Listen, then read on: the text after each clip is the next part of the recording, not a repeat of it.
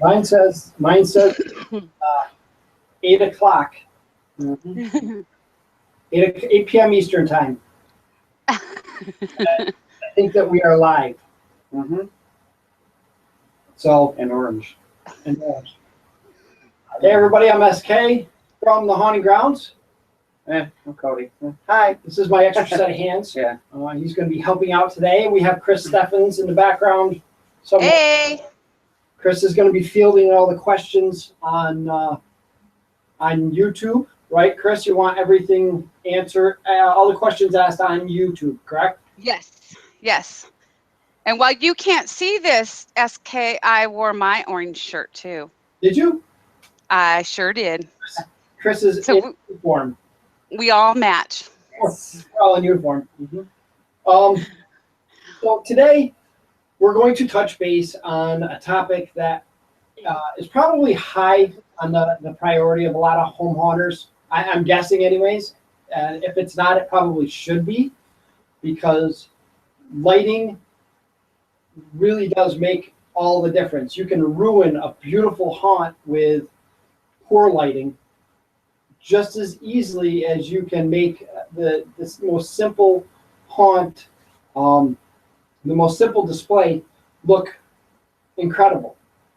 And it just really has to do with having a little bit of forethought in your lighting. So before we start off, I think it's important that a little disclaimer, I guess, so to speak. I have no training, no degree from any college in theater or theater lighting or anything like that. Everything that I'm bringing to you is stuff that I've either A, learned on my own through trial and error, or B, researched. Now, I wanted to make sure that we brought a lot of useful information to the table here. So I've done my homework. As a matter of fact, I did so much homework that I didn't have enough time to compile everything. And Cody and I have been sitting here rushing to try and get everything all kind of organized into something that we can, give to you guys so that you can get something out of this. So anything that I've found here, you can find on the web. I'm going to put links to every source that I've used. When possible, I'm going to try and give credit to the people who've given the information out to the rest of us to read. So don't mind me if I keep looking over here. Again, I had not enough time. I did not give myself enough time to get this thing finished. So I've got my little layout over here that I have to keep trying to read in the dark, because obviously it has to be dark. We're talking about haunt lighting here. So hopefully you're going to learn. I'm going to share with you several of the lights that we have available to us as home haunters, from the high end to the low end, and hopefully a lot in between. There are a few. There's a few of the companies out there that I actually never had time to get in touch with. So there's a few other options out available to you, pretty comparable, I'm assuming, to what I've got here. But I'll include links to those sites as well. What am I doing over here? Reading. I'm reading this. And yes, I was supposed to talk about who I am. Well, I'm assuming if you're watching this, you probably know who I am. And if you can read, I'm SK from the Haunting Grounds, and this is my extra pair of hands for this, and my comic relief for the vlogs. It's just because I'm funny looking doesn't mean I'm funny. I've been home haunting. I hear Chris laughing over in the background. I've been home haunting for. I've been doing this for the better part of most of my life, with some gaps in between, and really just started getting into the lighting aspect of it over the past few years. And I think it's something that a lot of people can benefit from. So really quick, I want to give a thanks, a little shout out, so to speak, to Guy Kitchell and HalloweenFX.com for helping us get a lot of the lights that we needed for this workshop. And I wanted to give a little thanks to Quan and Landon over at Gantum for helping us get some of the information. Unfortunately, I didn't give them a whole lot of time, I guess, to help us get some more stuff. I had hoped to get a few more bits of lighting that I could share with you from them, but that didn't happen. So we do have a lot, though. We do have quite a bit to share with you. So I'm going to start with, you know what, Cody, where's my booklet? Where's that booklet? Binder? Nah, never mind. No. Never mind. Okay. There's 4 main objectives to lighting, and this is something that you should keep in mind when you're doing your lighting when you're designing your lighting for your haunt. The first thing is visibility, illumination. You need to light your haunt so people can see things, so people can see the things that you want them to see, and also so you can prevent them from seeing things that you don't want them to see. So darkness, key importance in haunt lighting. I see a lot of haunts that are lit so that you can see everything, and unfortunately, that leaves nothing to the imagination. So keep that in mind. Too much light is not always a good thing. Use as little light as possible to accomplish what you need to accomplish. Show them what you want them to see. Think about what you don't want them to see or what they don't need to see. And make sure that you don't light that. We're going to talk a lot about shadows. We're going to talk a little bit about shadows, creating shadows, preventing shadows, and how to accomplish that. The next objective of lighting is naturalism, setting a natural or unnatural environment. Use of flickering candles, flicker circuits. We have a couple different types of flicker circuits. There we have the Firefox flicker from Gantum and some budget flicker circuits here from Halloween FX that I'm going to show you and show you what you can expect if you buy these, how you can use these to create the effects that you want to create, and so on. So another thing that you can think about is when you're illuminating something, you want it to seem believable. If you have a boiler room with a furnace, you're going to want to light something, maybe an orange, which is a color that's associated with heat. So think about that. Think about what colors you need to, you want to light things, and try and think about how things would naturally look in that environment. And that's the second objective of lighting. The third,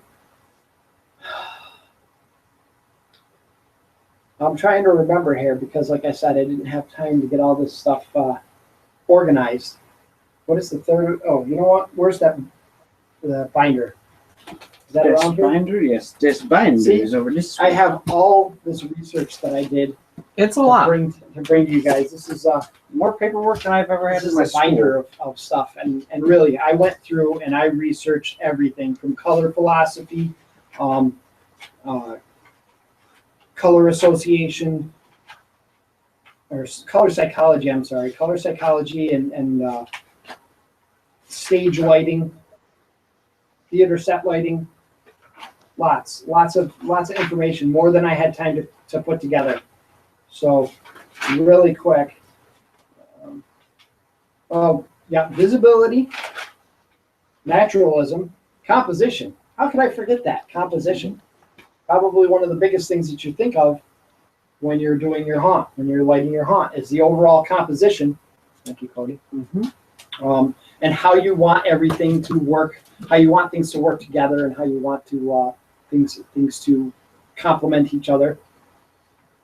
And the last is mood, atmosphere. You want to use your light to help create that atmosphere. Like I said about using orange to give a sense of heat. There are certain emotions and certain feelings that are associated with certain colors. There's certain emotions that are invoked by certain colors. So we're going to talk a little bit about that too. Really, I think it's time to move on to probably what everybody's really looking forward to is seeing the actual lights and what we have to share with everybody. SK, Yeah. I'd like to remind everybody if they have any questions to please ask it on YouTube. Yes, please ask questions on YouTube. And we actually have a couple right now if you're wanting to get those out of the way. Sure, fire away. Corinne would like to know which is the best color that you think, or what you think is the best for a graveyard, but you have to overcome an orangey street light that is across the street. Well, I'm actually going to touch base on that a little bit later. So that is actually a couple of things that I'm going to talk about. So we'll answer that one in a little bit.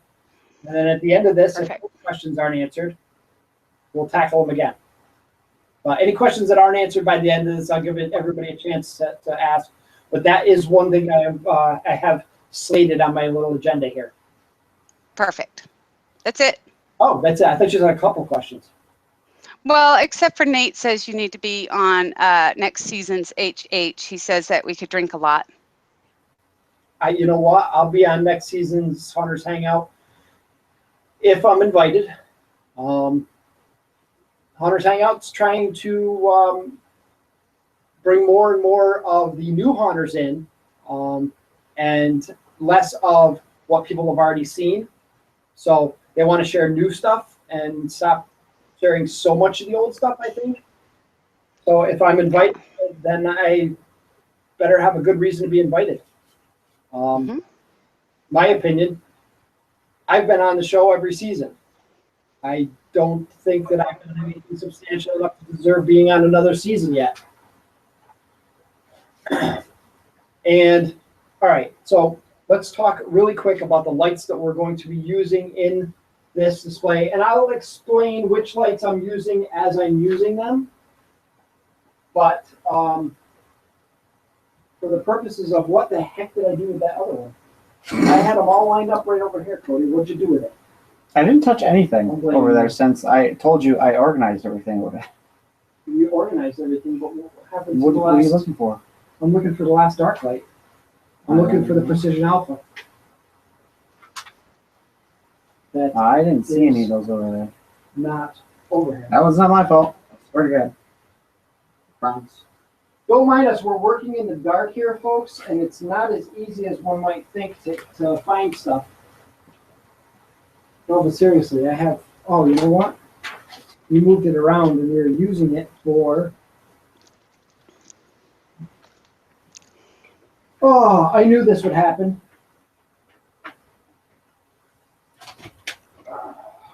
Give me a hand over here finding that, all right, I'm gonna, while he's looking. one right here? Yeah, that one right there. That would have bit me if it was a dog. All right. Oh, thank goodness that you found it, because I was going to offer Cody up to sing and dance for us. Yeah, oh God. All right. Nobody wants to see that. So this is the Gantom Precision Alpha, and this is really probably the top of the line as far as pin spots. There's a lot of different pin spots available. This is about the size of my finger, and if I had to measure it, I will tell you that it's 2 3/4 inches long by about 1/2 inch in diameter. They're pretty small, easily hidden, and these things, I like them. They're a bit pricey. They're on the high end of haunt lighting, and probably for a good reason. They're extremely solid. They're extremely well built. And one benefit that these have over the other lighting that I'm going to show you is that these are, you can change the color. Gantom provides, with each one of these, they provide a bunch of gels, and I actually have the list of colors that come with each one of these lights. Oh, never mind. They have 2 different shades of a diffuser filter, which are basically just white filters that that dim and help spread out the light. They have fire red, medium green, saffron, primary blue, sky blue, fire orange, pink punch, twilight, and sepia. So those are the filters that you get with these. Most importantly are the fire red, primary blue, and medium green. Those are your primary colors. And with those and additive color mixing, if you choose to do that with this type of light, I don't recommend it. Just by position, these lights are expensive enough, and to have to use 2 of them to make a color that you want is that's a lot of money for one color. But anyways, you can use the filters that come with these and get a good range of color. They're waterproof, they're weatherproof. I've left these out in the pouring rain in my haunt, and I've never had any problems. And they're pretty easy. There's a little cap on the end. This thing just unscrews as long as it's only hand tightened. What's that? Oh, I am showing it to the wrong camera. My bad. I have 2 cameras, by the way. So this cap just unscrews really easily. You throw the filter in there, and it screws back in. It holds the gel up against the lens. Can you see that all right on the camera? Oh, yeah. Okay. So that is the Precision Alpha. These individually run around $60 a piece. Like I said, they're on the high end lighting and are priced accordingly. I highly recommend if you're going to invest in lighting for your haunt, that you invest in a little bit of everything, because all of this has uses. All of this has benefits over the others. And if you have a little bit of each and decide what you need as you go, it's not a bad idea. You can buy, I think it's Bright Props sells these individually and in sets of 4 and 8 and 16 is the big one? Yeah, I think so. So if you're interested in these, and I highly recommend you at least get a few of them. They are a really good light, and they do have good use. They are very bright. Also from Bright Props, also from Gantom, is the Precision Z. Now, Precision Z is a much bigger around light. It's a lot brighter. These spotlights are great for large areas. If you're going to try and illuminate something like a mausoleum, this might be the way to go. They are, if I was to give you an exact measurement, 1.25 inches, 1.8 around by an inch and just over 1.5 inches long. So they're shorter and stouter. And these come in individual colors. There are no gels that come with these to change the color. And we'll show each one of these lights lit on this white screen behind us. We also have from Halloween FX a few different lights. These are the Ghost Light series. And if you're watching this, and you probably got the link off of Facebook, and if you got the link off of Facebook, you've seen Halloween FX and their weekly giveaways for these things. These are great little lights. This is the Micro, the Ghost Light Micro. They come in individual colors. There's no gels for these. They're pretty bright. They're great for, if you can get them close enough to illuminate a small prop, they're great, especially if you use these with with some cinefoil to kind of shape your light, because these are more of a broad spotlight than a narrow beam. They are, let me see, I'll give a quick measurement on these ones. These ones are just over 1.5 inches, about 1.75 inches, and about 1/2 inch around. So about the same diameter as the Precision Alphas from Gantom. Considerably shorter. Definitely not as bright, but when you're lighting a haunt, a lot of times, like I said, you want to think dark. You only want to light what you need to light. So that's the micro. And did I you know what? I gave the measurements for the mini because I'm holding them both. The micro is 1.5 inches by less than 1/2 inch, so it's smaller around. My bad. Smaller around than the Gantom light. And something I also forgot to mention: all of these thus far come with these little bases, these little screw mounts. And that's something else I'm going to mention that I like about these ghost lights over the Gantom Alphas. These are a lot easier to screw in because, as you can see, the screw hole isn't impeded by the light itself. Gantom's bases are a little bit smaller. You can do it with a hand screwdriver, but the light is right there, really close to the screw hole. So something to keep in mind if you're going to be screwing these in with a power screwdriver. These are definitely going to be easier. These have to come off of the base.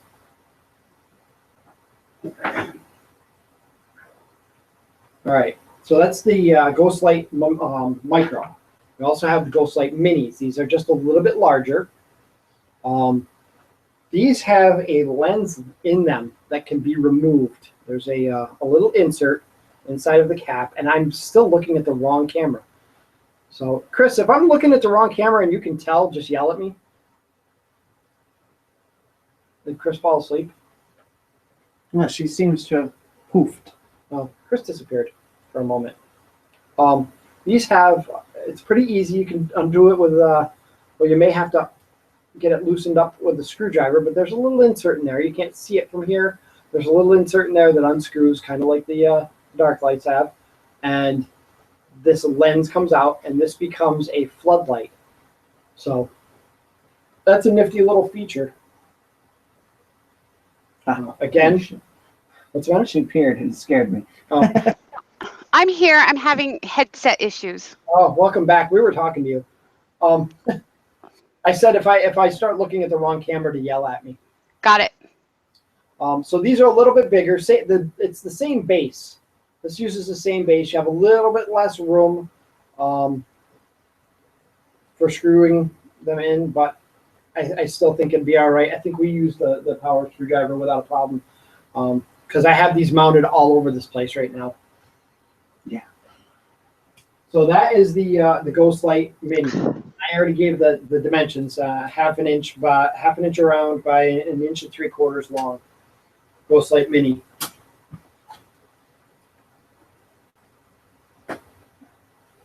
Along the same lines as the Gantom Precision Z, we also have the Ghost Light Max. And I think Cody and I had these hooked up both at the same time, and we'll probably do that. But I think these were pretty comparable to the Precision Z. And really quick before I go any further, see, I'm losing my head. I wish I had more time to prepare for this. I wanted to give the prices on each of these individually. The Ghost Light Micros are $7.95. Yeah, $8.95. I'm sorry, $8.95. $8.95 for the Ghost Light Micros. The Ghost Light Minis are $12.95. Yeah. And Max is 36. And Ghost Light Max is $34.95. Was it? No, I think it was 36. I have that written down. Oh, you know what? It's written down right here. The $34.95. Darn it. So these are $34.95. The Precision Alphas are $60 a piece on fright props, and the Precision Z, which comes in the individual colors of red, green, blue. I believe they have amber, white, and UV. And they also have, in everything but UV, the Precision Z floods. So that the only thing I have are the spotlights. I wasn't able to get any floodlights. I had hoped, but we can hope in one hand and crap in the other and see which one fills up first, right? So back to this is the Ghost Light Max. And this, like I said, is about comparable to the Gantom. It's a little bit longer. It's a little bit smaller in diameter. So I'll show you the differences in all these lights when you get them all plugged in. We also have, if you can hand it to me, Cody, it's on the floor. Right. The Poor Man's Spotlight, the Spirit Halloween Special. Now, these things run about 25 bucks and they're as big as a house. But they're not without good use. I think we put quite a few of these in use in our haunt every year. Yeah. Especially to light up large areas. I don't know that we use these for any individual. I tried to use these for individual props and just was not happy with it. I may have to try that with cinefoil, and we'll talk about cinefoil too, and how to light to your benefits. But Spirit Halloween, $24.95 for these. That's the current price. They're a nifty little spotlight where they have the newest ones. I don't know if the older ones have it, but the newer ones have a flicker option. So it's kind of like a candle flicker built in, and they also have a strobe option built in. So that's kind of neat. They're not without a good use. And last but not least, I almost forgot. We have the probably smallest light of all of them. These are great little lights. These are pin spots. Can't see it, SK. Oh, my bad. See, two cameras. These are the pin spots that they sell on fright props. Now, these only have, they don't have the little barrel end. You have to buy those separately. The ghost lights, the dark lights, they all come with that as part of it. This just comes with two wires.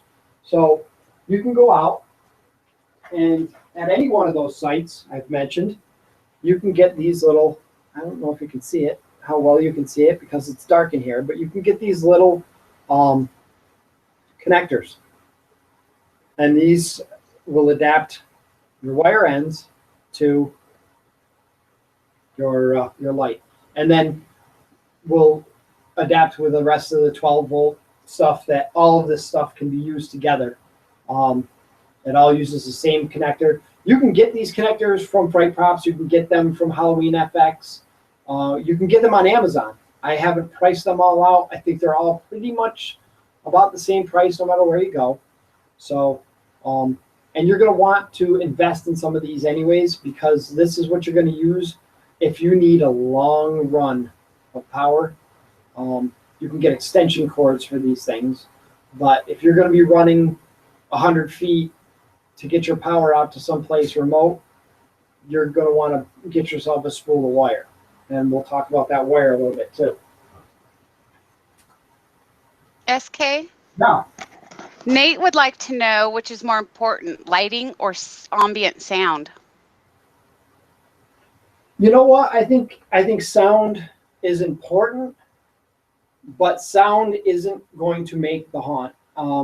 Sound sets the environment, but if you have good lighting, you can go without any sound and still have a really great looking haunt. Um, if it's any indication, a great looking haunt still looks great on a photograph, but a poorly lit garbage lighting haunt is still going to look like garbage. It doesn't matter how good the sound is. So, sound is important, especially if you're trying to set specific environments, but it's not as important, I don't think, as lighting. And then he's also asking too, he says, what color would you use for a cave? He bought 5 ghost lights. He hasn't received them yet, but he got all yellow, the amber. Should that work, or should he get a different color? He says he can always use the amber lights in a different section if need be. Well, I will tell you this. Every color has specific emotion that is associated with it. And if you're looking for a certain sense, if you're looking for a certain feeling coming out of a cave, you're going to want to try and match that feeling with the color lighting. Now, yellow, which basically I think is what the amber lights are, is just they're just yellow. If I had to guess, I've got one up here, and when I light it up, it looks yellow to me. Yellow generally is not it doesn't have a lot of negative feeling associated with it. However, number one, a dingy yellow color, which is something probably that you would get out of lighting a cave type scene. It does have associated with it the sense of a caution, decay, sickness, and also, and this is something I'm going to talk about. Well, I was going to talk about a little bit later, but when yellow is overused, it tends to have disturbing effects. Something to think about. Probably a little known fact, babies cry more in a yellow room than in any other color. And if you think about it, how many people out there have rooms in their house that are painted yellow? I think yellow is generally more used as an accent color than anything else. So something to think about. But yes, yellow can have disturbing effects if it's overused. That's something that's good in the haunt. I hope I answered that question to his satisfaction.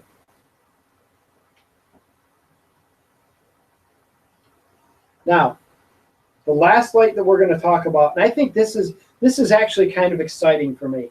I picked up 2 of these just to play around with, because I'm starting to get into DMX, and I know a lot of other haunters have talked about DMX and controlled lighting, and it seems to me that there's a lot of apprehension amongst haunters to get into DMX. It's a scary subject to delve into, because there is just a lot to it, and DMX controllers can be a little less than easy, I guess, to use.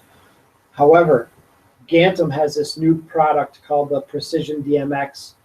Well, it's not really a newer product, but this can be used in conjunction with an app that you can get on your phone or your tablet that gives you DMX control over these lights. They're an RGB LED light, so you can get every color between, throughout the spectrum, including white, including black, which is off. The only thing it doesn't have right now is UV, and I wouldn't be surprised to see that coming out in the future with these. I don't have it on any good authority that that's going to happen, but I don't see why not. If they can come out with UV lights, why can't they come out with UV features in this? I mean, right now, the Chauvet P6 formerly known as the Geyser. That has an RGB light, which also has UV in it. So I wouldn't be surprised to see that. And I'm going to show this a little bit more later, and I'll show that color piano app that that Gantom has on their DMX programmer software.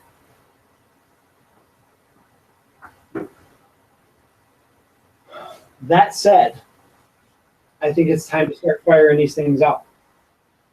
Right, Cody? Sure. So what we'll talk about first is the, I think what we're going to do is use blue as our basis, because blue seems to be one of the more popular colors in the Honda industry, I think. And for a lot of reasons, which I'll talk about later. Let's turn that light off.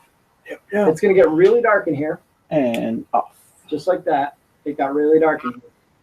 Where'd everybody go? I just lost my camera. I am still here, folks. You just can't see me. Go ahead and give us some blue, starting with the Precision Alpha, Cody. And I'm trying not to trip over stuff.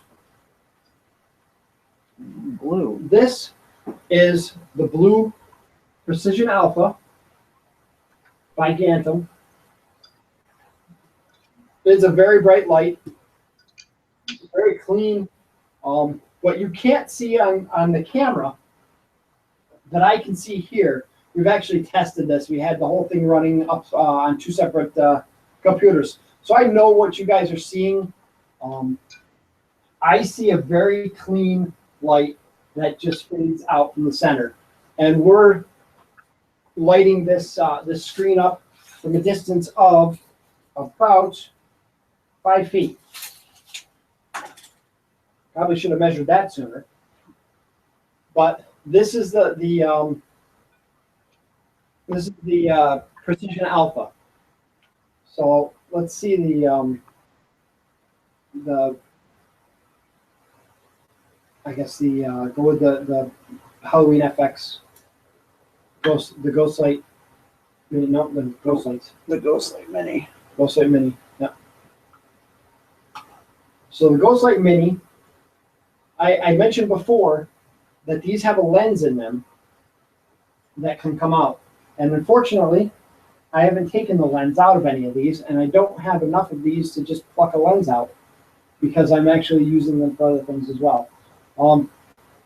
This is a very, this has, and I see that you guys kind of see a lot of different shades of light in this. Some of that is because it's at an angle. I think if we straighten this out, no. All right. So anyways, we see a really concentrated section of light here, and a little ring on the outside, which I'm not sure what that's from, but that probably would disappear under a haunt environment, and you'll have a very brightly lit center spot, which is especially good if you're trying to light a small area without a lot of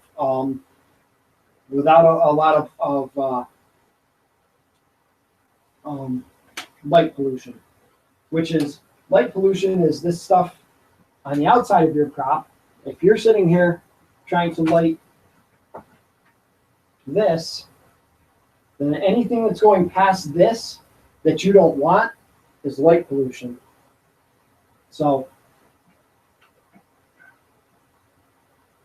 I see that as being a good light to really get a concentrated beam on, and I really kind of want to take these lenses out just to show you.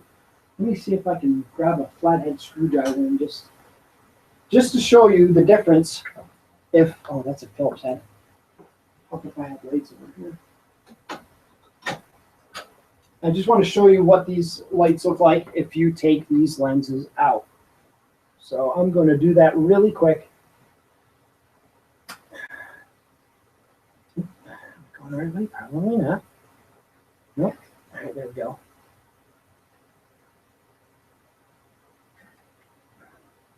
Like I said, there's a little ring comes out of this, and once you get that ring out, there's a couple of notches in the ring that hold the ring in place, and then out comes the lens, and you have a floodlight.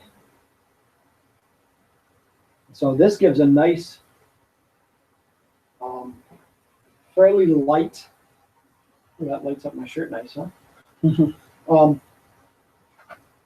It's a lot lighter, and it's good for lighting lighting a large area, especially if you don't want the area to be too brightly lit. I think this actually looks a lot brighter on the camera than it is in person. Right? Would you say, Cody? Yeah, I think It so. looks a lot brighter on the camera. Yeah. But this is great mood lighting. And now I got to put this lens back in really quick before I go any further.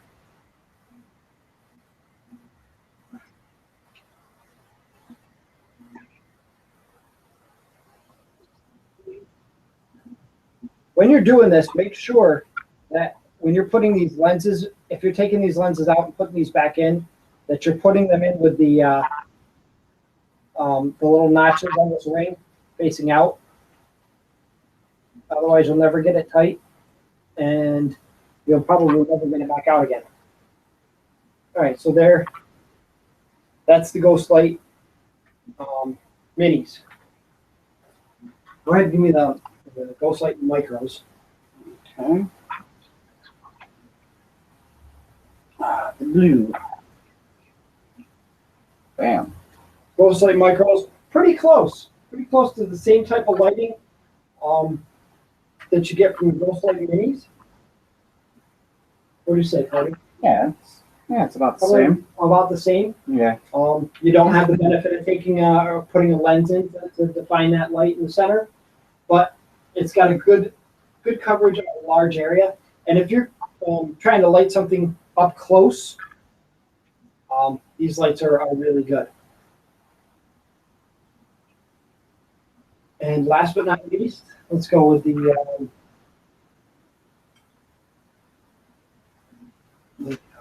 bright props light. Here is the bright props light, which is I think this is a little bit more a middle ground on those two Ghost Lights that we saw. It's pretty bright in the center, not terribly bright. It's certainly not as bright as the Ghost Light the Ghost Light minis with the lens in it. But definitely, it's a little. You say that's brighter than the. You know, I think it's a little bit better. I think it's a little bit more concentrated in the center. Yeah. So with the Ghost Light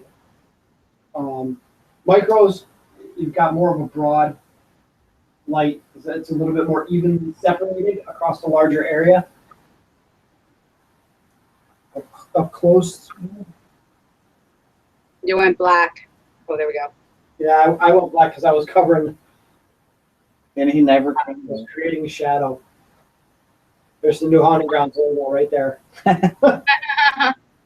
But no, so these are good lights. One of the things that I thought was worth mentioning, and I've seen it mentioned before, with these Oh, that's creepy. lights is the base. The bases of these lights are they're pretty. I mean, they stay in place pretty well.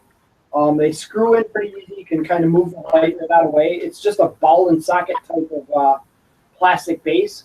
The problem is they do break very easily, and I'm not sure what kind of availability there is for replacement bases at this point. I tried to move one of these that we have set up for work lighting, and I snapped the base. So I have one broken light, and I haven't even done a haunt yet this year. Okay, I'd like to point out that in that light that you're at, Yep. your orange shirt stands out, but all of your skin showing is blue. Right. This is that's funny.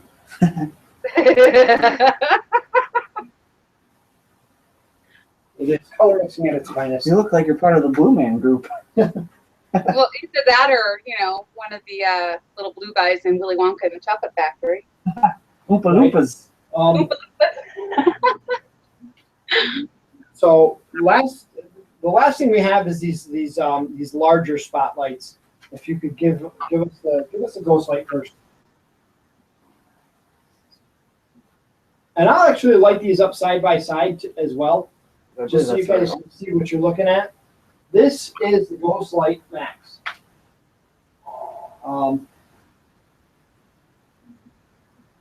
It's one thing I noticed about this light, and I don't know if this is just a design with this specific light, or if this is across the board thing, because I only have one of these. And I don't know how well you can see it in the camera. It almost looks like you can see it in the camera as well. It's very blotchy. It's not a very clean centered light, which I actually like for the fact that when you're lighting, especially in a haunt environment, splotchy may be better, especially if you're using something where it's a spotlight and you're covering a large area. I kind of like that splotchy, and I would definitely use that in cemetery, just to get different shades of blue across the whole thing. Go ahead with the dark light. Put that in at the same time. All right. I want me to do it at the same time? Yeah, leave them both covered. All right, so there's the. I'm trying to get it lined up right about even. They're pretty comparable to one another. The dark light is a little bit cleaner in the center. It's a much more evenly spread out light. Again, not a bad thing, but at a price difference of, what are these? I think these were about $50 a piece. Yeah, I think so. So for $50 over $35, there's not really a whole lot of difference. It depends on whether, I suppose it really depends on what you want to do with your lighting. If you want the splotchy lighting, if you're lighting something that doesn't need a clean light, then I really kind of like that's better. The overall construction seems to be about the same.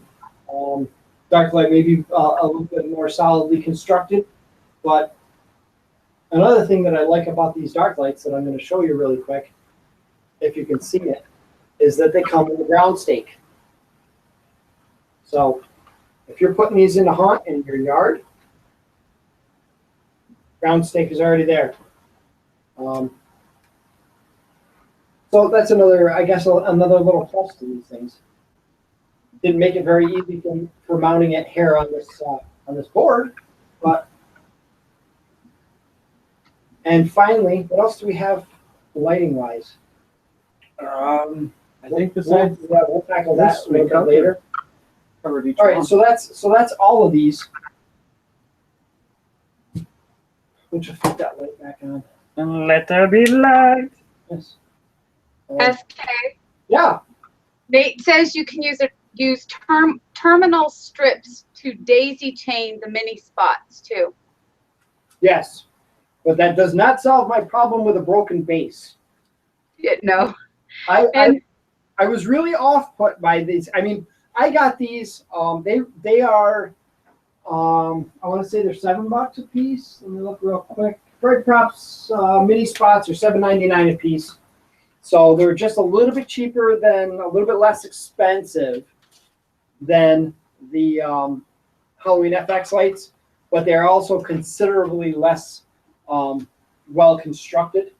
These are, they consist of like I said, it's a plastic base. Trying to find one that I had sitting out here for demonstration purposes. It's right here. Flick this light on for just a second so I can show these. So I can try and show these things better. Now there's some light. This is the spotlight. It is a plastic housing. Hold it up more. Yeah, well, I'm trying to look at it myself too, Chris. Seems to be like it seems. Yeah, I think it's a plastic housing. They're very small, definitely very small. Little plastic base, like I said, it's a ball and socket base. I don't want to get too close because you're just going to lose that right there. But That's what you have. Inexpensive lighting.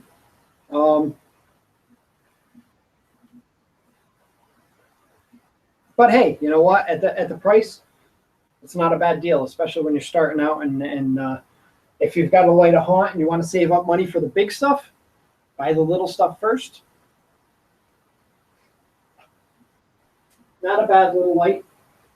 I think we can turn that back off. Corinne would like to know: would you use an IR bulb over over UV bulb LED to make something pop out of nowhere? You know what? I really can't answer that, and I might as well just get this out in the open. I haven't found out everything. I haven't investigated everything with lighting, and one of the things that I haven't had a chance to play around with is UV or infrared light. I don't know how much infrared is really available to haunters, other than if you're getting infrared bulbs for like you know, from like a pet supply place. I don't know that infrared is really all that available to hunters. I could be wrong. If I'm wrong, please somebody comment and correct me. But I haven't had much of a need to look into that either.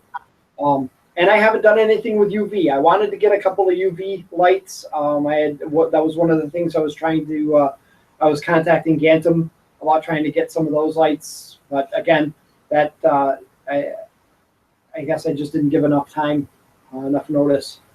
And it was just didn't have enough time to get anything done before. By the time I was able to get in touch with them, I really didn't have enough time to get anything done as far as research. So we didn't get any extra lighting from them. I may down the road, and I may do another one of these lighting workshops, just because, like I said, there was so much information out on the web that I come across, and I really want to be able to bring more of that to everybody. So we may do another one of these to follow up this.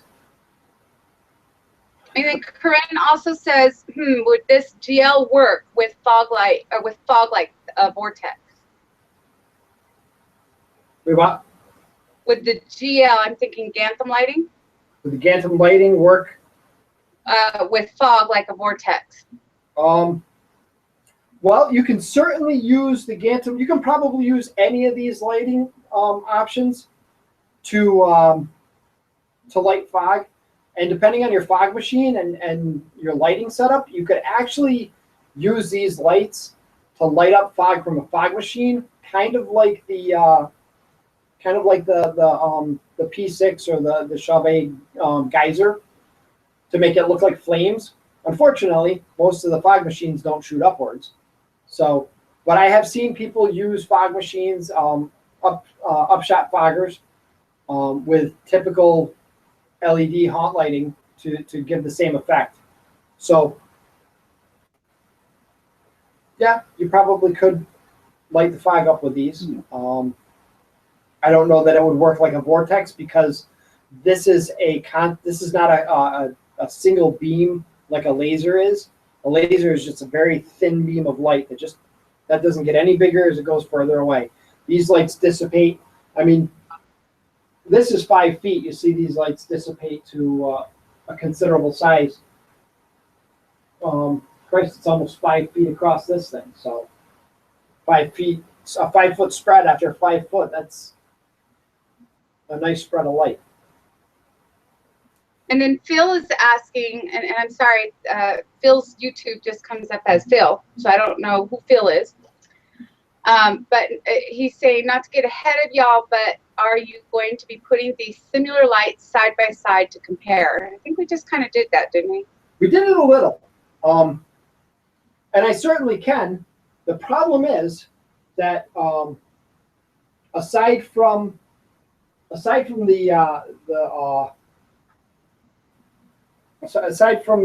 which one is it? The Ghostlight Minis.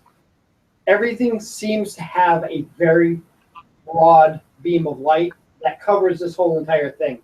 Now, what we can do, if you'd like, is we can show. Let's turn around and just give a quick one after another of the blues. Hold on, grab that blue, grab this blue, grab this blue, and then just move that, right? Tighten that up, and there. Might as well take. All right. So we're going to really quick. We'll just plug it in really quick and show you what each one is. This is the Precision Alpha. Yeah. This is the Bright Props Light.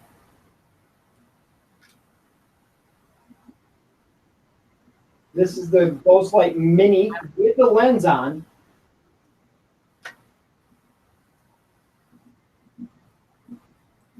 And that is the Ghost Light Micro. So hopefully that helps, and we can go through and we can do every one of the colors. If you'd like to see them, we can just jam that out really quick in the same order with the color green. And I'm really sticking towards the primary colors for this because, what's that? Red. What about red? We're All gonna right, do you're doing red. green. Okay. I just handed you 2 green. Oh, all right. Yeah. See, I don't pay attention. And While you're doing that, SK, Corinne and Mary from Boston Haunted, I think it's Mary, Boston Haunted Manor. Sorry, it's not Mary. Oh. They both say that Bright Props, I can't talk today. Bright Props sells the replacement bases for 99 cents. okay, well, there we have it. So replacement bases for these lights at 99 cents a piece. You can plan on probably replacing a few of those. So if you're going to buy those lights, I would buy a few extra bases. I don't know how easily these can snap back into the bases. All right, so here is the green Precision Alpha. Yep. Really quick. The Bright Props light. That's blue. No. How'd you get a blue I light? don't know because you gave me a blue light. Oh, No, I got it. oh, It's right here. all right, my bad. Oh, I handed you the wrong one. So drop that other one too. Yeah. There's green for the minis. The Ghost Light Mini, and then adjust that a little bit. That's really funny that those have that Yeah, kind of the almost awkward- like Yeah. an eyeball look to them. Yeah. And Corinne actually corrected me when she was saying GL. She meant the ghost lights for the vortex. I still think there's too much spread. I don't know how well it would work. It certainly wouldn't be without warranting giving it a shot.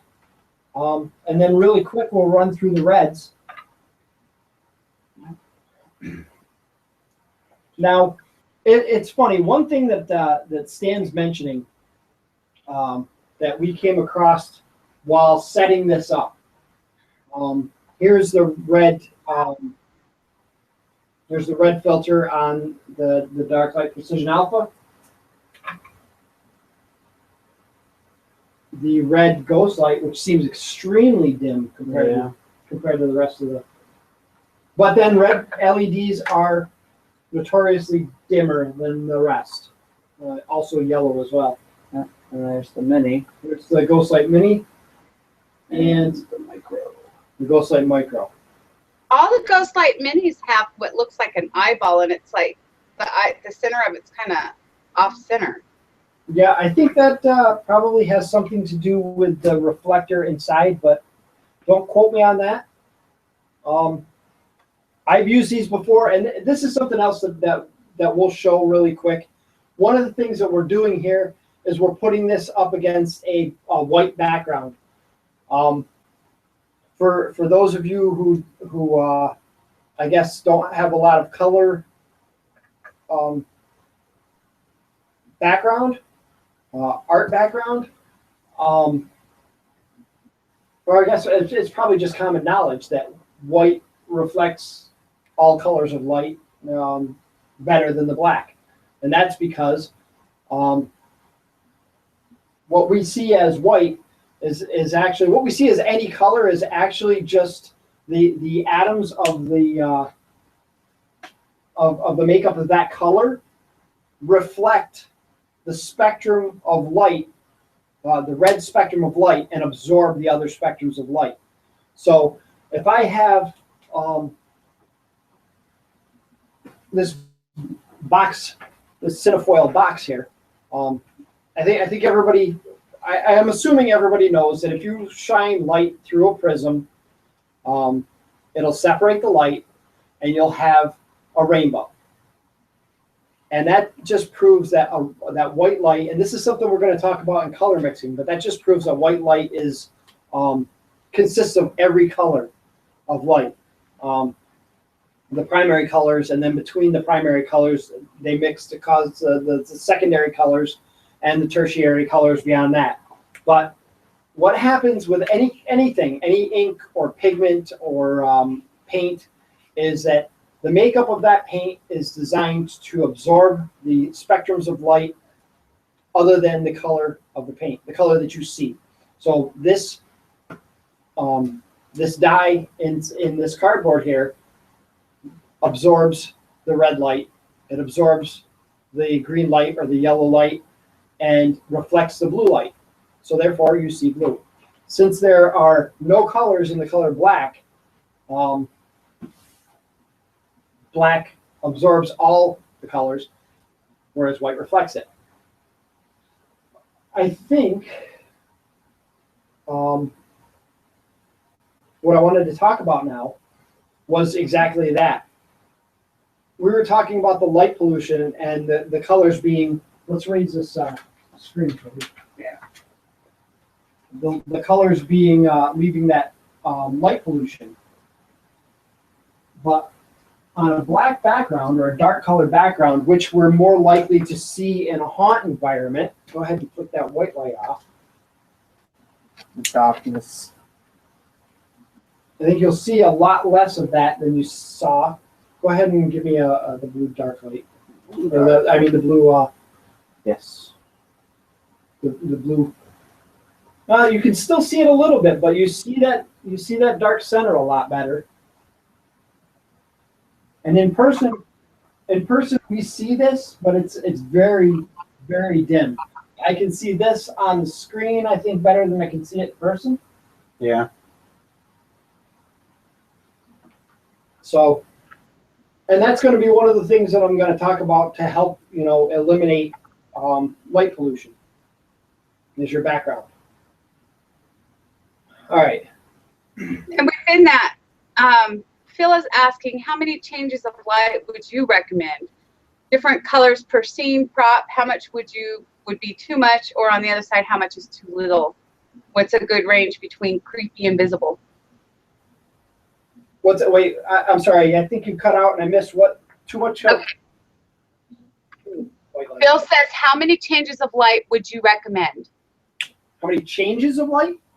Yep, and it says different colors per scene props, question mark.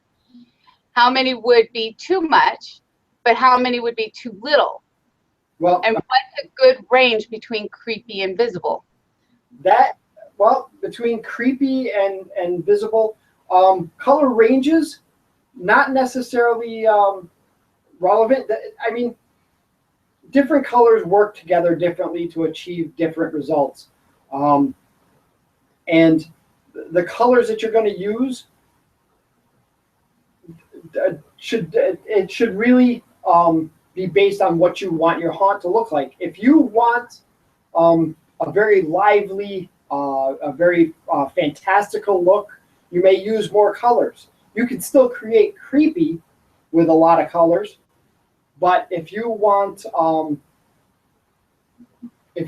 something to look more creepy, dark and dank, not necessarily using more color or more different colors or less different colors, but using less of it. Decreasing the brightness on these lights, which is another thing that we can talk about here, can help to create the same effect. And you can use every color light you want depending on what you're trying to light. I don't even know what the hell I'm saying right now. I'm babbling, really. But no, I think it's going to depend on what you want from your haunt. And I think it would also depend on what they have in the scene. Right. Trial and error. I read this and seriously, if you're lighting your haunt, when you're sitting here thinking about all this stuff and what you want to light, number one, expect to be wrong. And that was part of the theater lighting tutorial, the course there that I was reading through. A good lighting designer makes mistakes and makes a lot of them. It's that you make these mistakes and you learn from them. You need to set yourself a good amount of time to research how things are going to look, because not only does it matter what color you want things, but what color things are. If you want a room to look bloody, you're going to light it up maybe more red. But if you've got a bloody head that you light up red, all you have is a big red splotch. So it really, the amount of colors, the number of colors that you use, it's going to be trial and error. It's going to be dependent on the colors you have present in your haunt, because the colors are going to work differently with different color lights. And I'll show that a little bit in a minute. And it's going to depend on the environment that you want to create. I hope that answered the question. I don't know if it did. I think it did. I don't think there's a right or wrong answer. I just have to play with it and see. Yeah, everybody has a different vision of what their haunt should look like.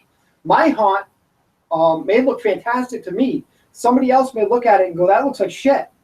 I see 100 things that are wrong with it. But if it looks good to me, if it makes me happy, and it's what I'm the artist, my story is the one I'm trying to tell. When you're lighting your haunt, you have to appease your own creative muses. You have to be able to say, this is what I want to do with it. Don't listen to other people. You can listen to advice. Sure, somebody might say, hey, this doesn't look good this way, or maybe consider doing this or consider doing that. And you know what? Give it a try. It's not going to hurt to learn. But ultimately, it's your decision. You have to decide what you want it to look like. So you have to answer that question yourself. Raven, sorry, go ahead. Play with your lighting. Test, trial and error. See how things look. And really, I highly recommend doing this beforehand. Painting your lights under haunt lighting, or at least with an idea of what your haunt lighting is going to be and checking it afterwards, is probably one of the best bits of advice that I've ever gotten. And I want to say I think it came from Hector Turner when I was painting the Death's Head tombstone. But it really makes sense. It doesn't matter what it looks like, what your prop looks like under normal lighting. It matters what it's going to look like under haunt lighting. Another benefit to these little tiny fixtures, it's easy to grab one, throw it on a base, and test your lighting. Ravenstone Manor would like to know, what is the best distance to set a mini spot on a tombstone? That depends on the mini spot and basically the light output that you get from the mini spot and the brightness of the mini spot. They're all, you saw this, they're all different. I say the best distance that you can put your light at is the distance that gives you the most amount of coverage, or the coverage that you want for it, for that individual prop, without creating light pollution, without creating a glow that goes beyond your light. Another thing I read was, try not to light up the bases of props. So think about that. If you're lighting up your tombstone and you can see where it hits the ground, it's not a transition that people need to see.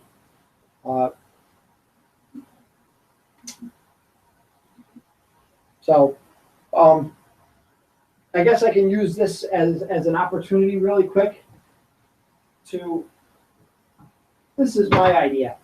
If you have to light a cemetery and you want to light with these little tiny lights, these things are great. You can screw them to a piece of wood. Get a piece of, everybody has scrap wood. Get a piece of plywood and screw it right to the base of these. I've got these right here that I'm using for the purposes of this tutorial. You can hide these right on the ground. You can put these right on the on your driveway if you're using them to light a cemetery in the driveway, like I do. We put our cemetery in the driveway. I can't put stakes into the ground. I can't put lights on stakes. I have to screw them to something. These things are fantastic. They hide underneath leaves. If you're putting them on, if you're putting them out in the open, they're pretty well invisible. You'll probably step on them, like I do, but fantastic little gadget. And if you have to fix lights to a roof, I love this. Last year in our haunt, we decided that I wanted to light a specific area in our haunt. And if you're friends with me on Facebook, go through my photos from I think they're from Halloween or are on there. Yeah, it should have been. And you'll see we had one whole section, an upper section of my house that was lit in green. There was no light overflow to the other sections of the house. It was just this one specific area was green because we put lights on the roof. And all we did, I love this idea. This worked out so well. Is little eye hooks. Well, I hope you can see these, but there's little eye hooks screwed into the end of this piece of plywood, and we ran a couple of strings to those clips that you have for Christmas lighting. Yeah. Stuck up underneath the shingles, and just ran a string from those down to these to hold them from sliding down the roof. The base is heavy enough, it's going to take a lot of wind to pick this thing up. And the fact that these lights are so small, they don't weigh anything. I had the Spirit spotlights screwed to these, and it worked. So if you want to light something up on your roof, this is an awesome little idea. Hopefully somebody got something out of that. But and that's your answer. My answer for you is use those bases instead of putting your lights into the ground. Use those bases, and you can adjust the light to as far as you need to get it. If you can keep a light from one tombstone behind another, so people can't see the light coming out of it, that's going to be even better. And where were we? We were talking about color psychology.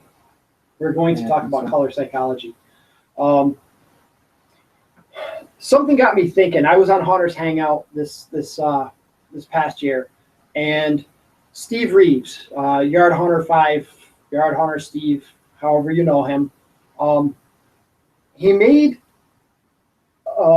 a statement that made me think. And he said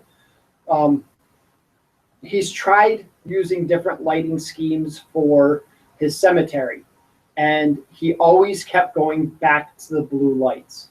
He wasn't sure really why, but the blue lights just seemed to work.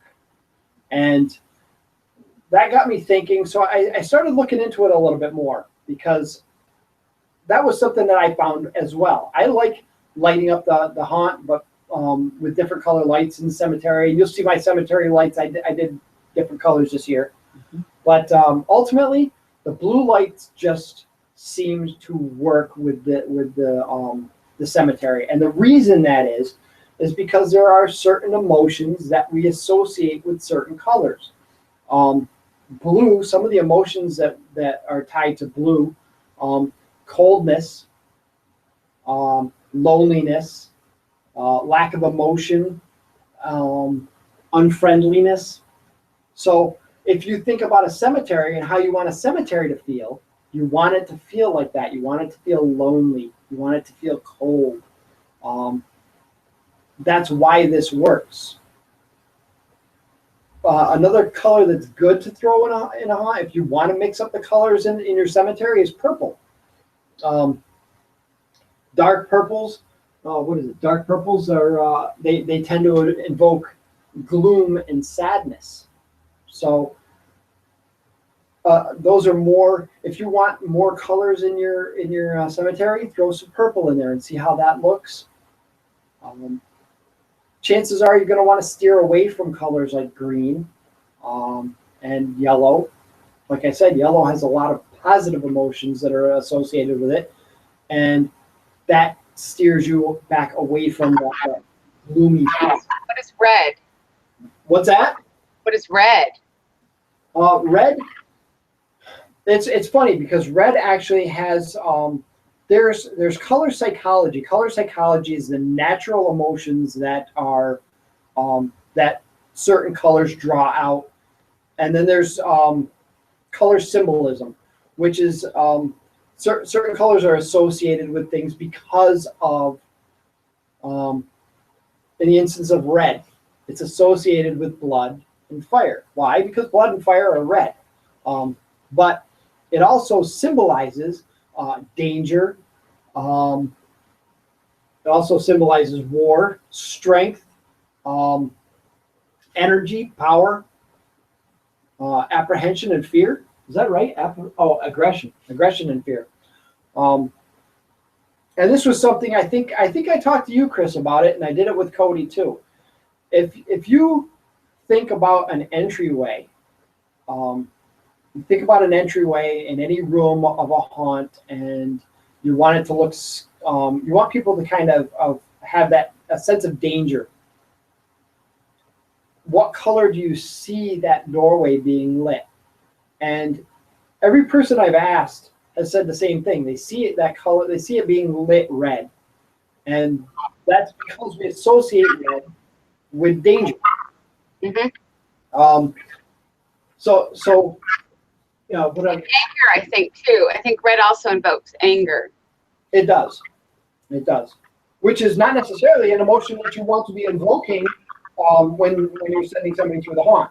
But on the same token, we definitely want to consider. You definitely want to consider the mood, the mood of a certain area and what you want to create, feelings and emotions you want to create for that area. Yellow is associated with and it goes cheerfulness. It's an attention getter.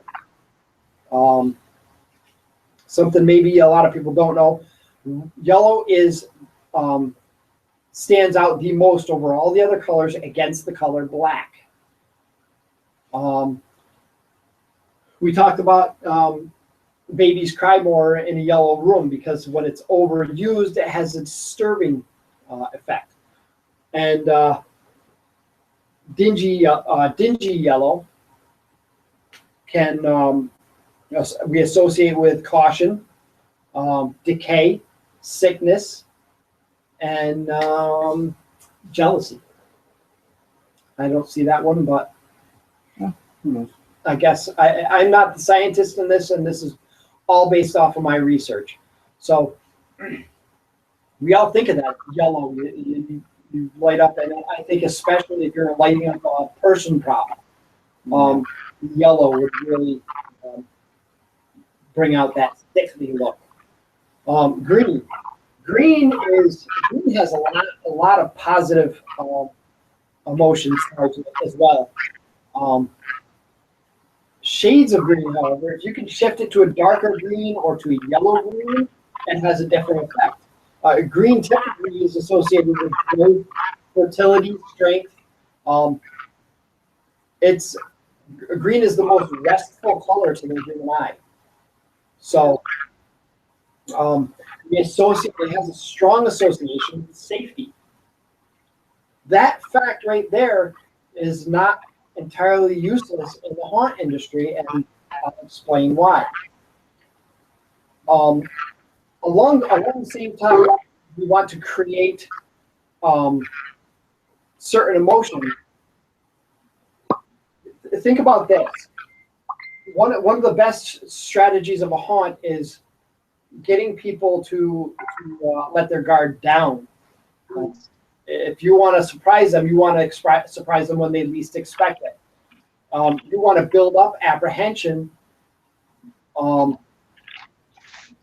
you can use colors to build up a sense of people start to become a little bit more weary of their surroundings, and then nothing happens, and then build it up again, and then nothing happens. People then all of a sudden, you give them an area that they feel comfortable in, maybe using a green colors or yellow colors, and then that's when you hit them with something that they don't expect. Delaying that surprise is effective. One of the things I took a course on, it was actually supposed to be on business plan writing, but it was something that was brought up was the design of the haunt, and they had talked about building up the apprehension before you hit people with that first surprise.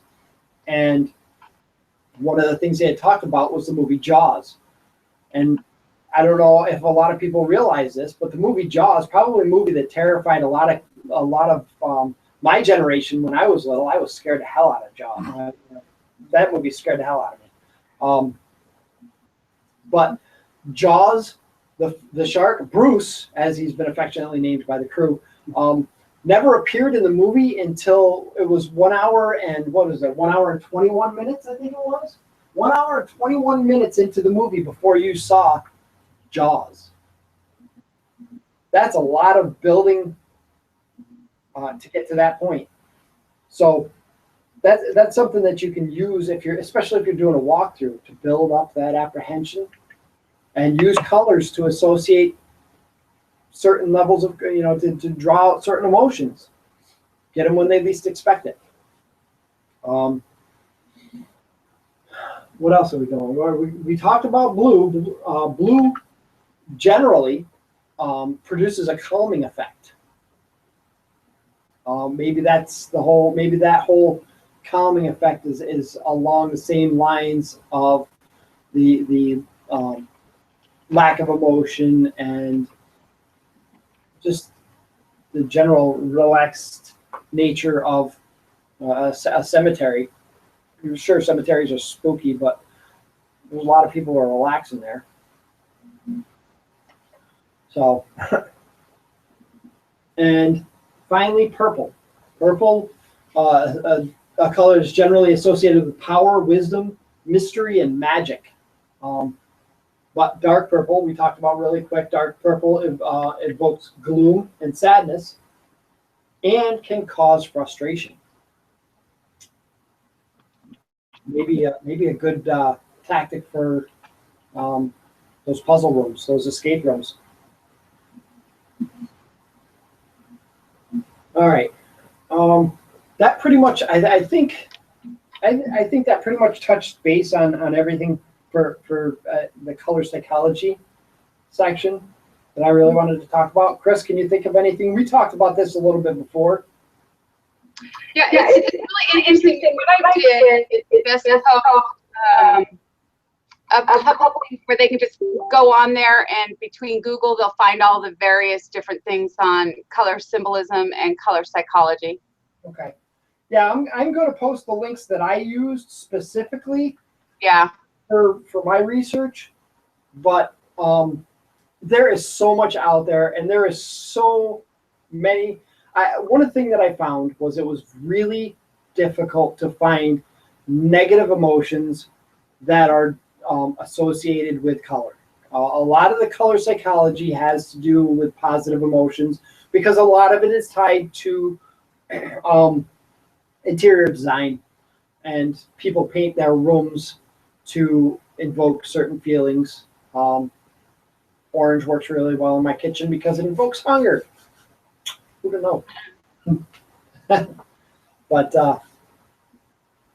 and we talked really quick about orange as being a color associated with heat. So if you're lighting a room that you want to feel hot, use orange. Or if you another thing, and we'll talk about this really quick when I start doing some more of the actual lighting stuff. Use blue to leave one side of the room feeling colder. orange to feel make the other side of the room feel warmer. You get closer to that furnace and use the orange lights. Chances are the furnace is going to be lit with, or there's going to be flames inside of the furnace, creating the heat. Again, there's that orange color, so it adds to the naturalism of things as well. What are you doing, Cody? Oh, drink. Cody's getting a drink. There's no time for drinks in this. Yeah, I've been sitting on my booty. Nate would like to know if there is ever any use besides emergency lighting and building stuff at night that you would use white lighting on. Well, yeah.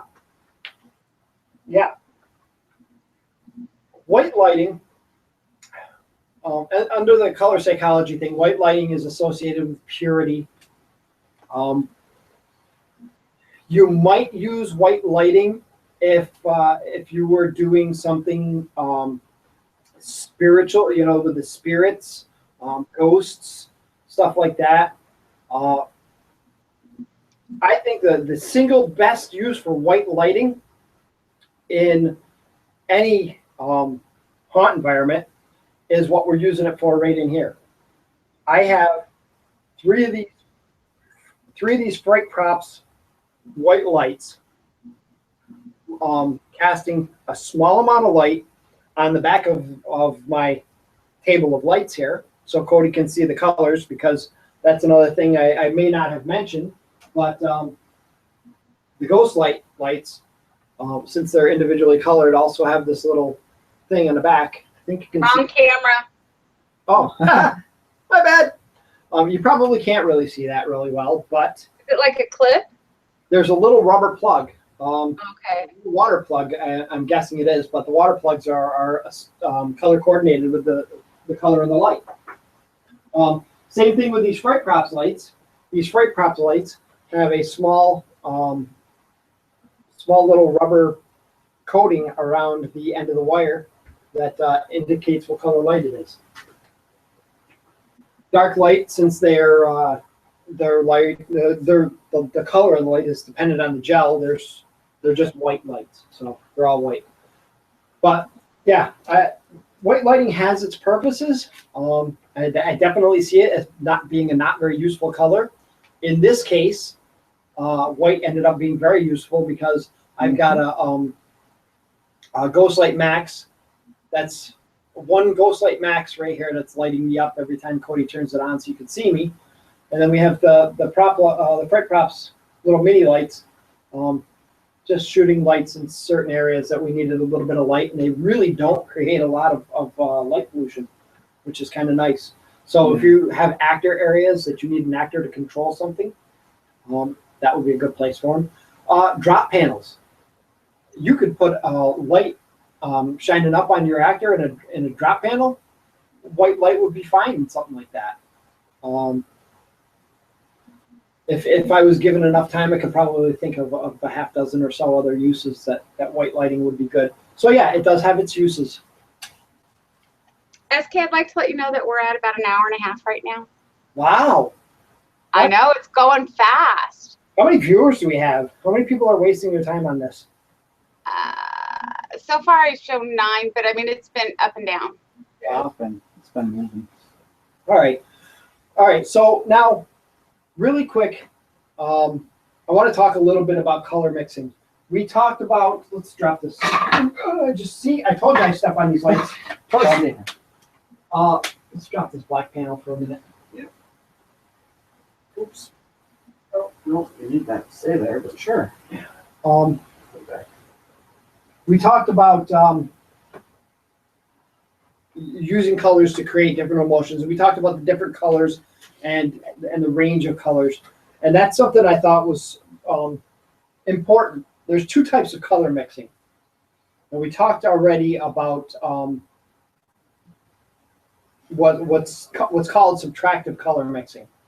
And basically that is eliminating certain wavelengths of light from your beam of white light. So like we talked about the blue thing there. the reflection off of the blue light reflecting off of it while the other lights, other colors are being absorbed. That's called subtractive color mixing. One thing that I had found out, and I found this out the hard way, really, because I was trying to come up with the right color for one of the dark lights, and I wanted a specific color and couldn't get it. So I was trying to mix different colors and couldn't understand why. And now I do. If you could plug this in for me, Cody. That's and shredder.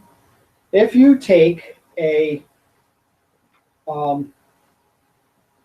let's flick this bad boy off. if you take a red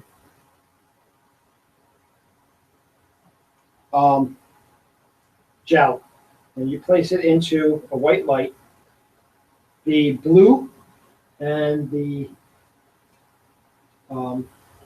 yellow spectrums of light, or the blue and yellow spectrums of light have been absorbed into that, into the gel, and the red spectrum of light is allowed to pass through.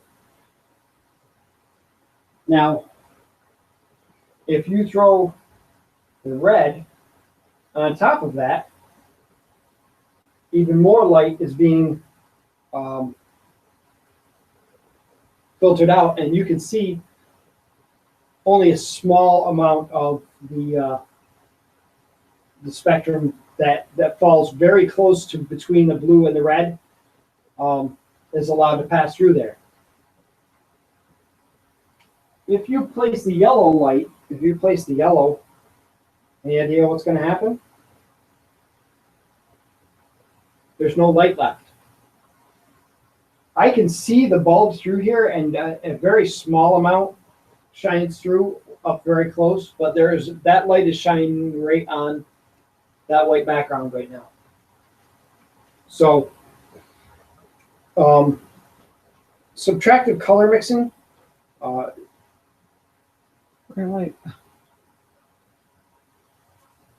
works much along the same lines as mixing colors. You can unplug that. Mixing colors of ink and pigment. Additive color mixing, which I think in cases like this, have a lot more, in cases of lighting a haunt, you have a lot more to work with additive color mixing. Basically, if you take, we know that that white light is made up of red light, right? Which one is that? That's green. All right, on the green one. Red light and green light. Now, if you mix red light and green light, it makes yellow light, which to me doesn't make a whole lot of sense. But that's what happens. If you mix and the blue and green light and blue light, it makes cyan. And if you mix blue light and red light, it makes magenta. And if you mix all three, it makes white light, which kind of looks blue on the screen, but it is very much white light here. So something to keep in mind, subtractive color mixing, taking colors away, works differently than additive color mixing. Go ahead and the two dimmers. Yeah. Now this is where this gets where I think this gets useful. If you want to create a certain color, two of these ghost lights with a dimmer, depending on which one you wanted to dim. Turn the blue light all the way up. Blue light is all the way up. Green light is going down. So you see, we've gone from cyan to blue. And if you turn the green light up slowly, we can get any color between there, any of the tertiary colors and even colors beyond that. Go ahead, turn blue down. And from there to green, we can really fine tune any color that you want by using 2 lights. And these, by the way, are the Ghost Light Micros that I'm using for this. Go ahead and put the dimmer on the orange light and the green light. Oh, orange and green? Orange and green. There's some purple green. Yeah. All right. And the red and green, I mean. I know what you meant. So we were talking before about getting those dingy yellow colors, or the yellow greens. If you turn the red down a little bit, now you can see you can start to turn the red down. That's what I'm doing. No, turn it down more. Red is off. All right, turn it on a little. Yeah. All right. See, now you can start to get those green yellow colors. I don't know how well you can see on camera some of this, but it definitely has its advantages when you're trying to get a specific color for a specific room or trying to draw out those certain emotions for your colors. All right. Now I think one of the topics that I think was one of the more sought after. Yeah, that's kind of cool. One of the topics that was more people were more interested in learning about was lighting and how to light things, lighting things from sides, from one side or another, or up lighting or down lighting. And go ahead and turn those off. Give me the red light up top. Alrighty. And let there be red. You know what? Give me a little bit of Blue. I was going to say put the dimmer on it. Put the dimmer on both of those, on the red and the blue. Alright. One of the things that a lot of people were interested in knowing is lighting. Where to put the light? Should I up light? Should I down light? And why certain lighting is more effective than other lighting. That's green. Oh. Well, I do that. Did you mix them? Oh, I know how, because you unplug those. Jiminy Crickets. Cody's making a mess of his lights. I think this is actually kind of cool. And here you can see, now there's a really good look at the difference between white against black for your light pollution. You can barely see the blue on the up against the black, but you can see it really well up against that white. Let's raise this up. Oh gosh. Make the fat kid move. Promise you. Jiminy Crickets. Don't mind us. We didn't have the high-tech budget for this thing, so again with the color mixing, you can see the transition between the red light and the blue light, creating that purple in the center. And this is another trick where this is going to be useful. Let's say, for instance, that you wanted to light something blue. You wanted to light your background blue, but you wanted a different color light for an object here in the front. If you know which colors create which colors, you can use the background light, the blue light, to create your background. Turn the red back on, and then use the red light. wish you could get more of that blue and I wish you could get more mixture, but you can use that red light to create a purple where you wanted, or use a green light to create a cayenne, depending on how you wanted to light things. Now, this is the other thing that I thought was important. Let's go with green. You want to turn this off? People often ask why, where to light from, and I think anytime in a haunt environment, you should be lighting. Yeah, you can turn the red and blue off. You should be lighting from underneath, simply because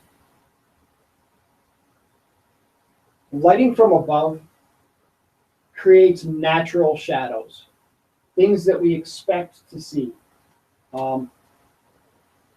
We've all thrown the light under up under our face when we're telling a story, and you get those creepy shadows across your face. Well, this is because this is creating shadows where shadows should not be. We don't normally see shadows so often. What color? Green. Green.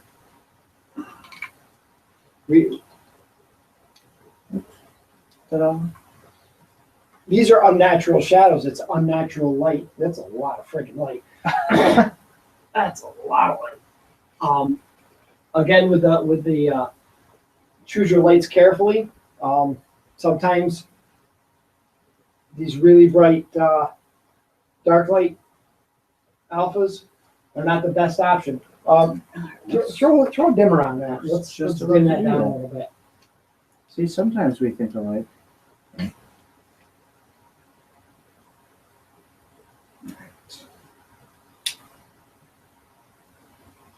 So Give me some dim it down.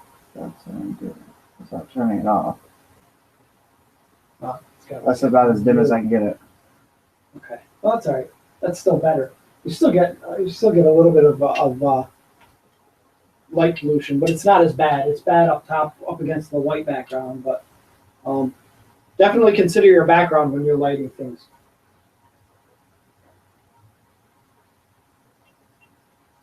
All right.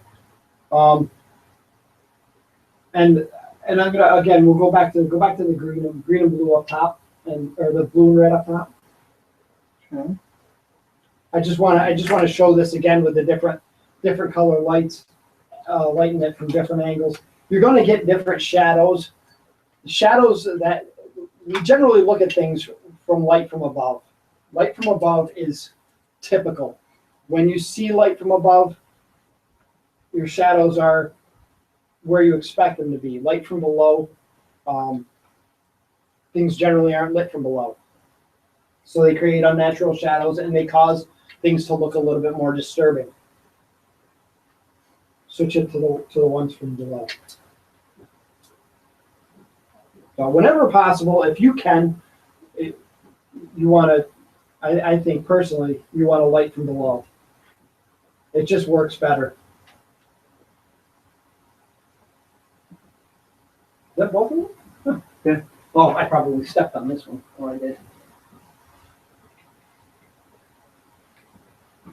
And again, this is the same idea with if you were to have a fire in this room or a furnace in this room, using the warm side to kind of signify that this area is warmer, this area is cooler.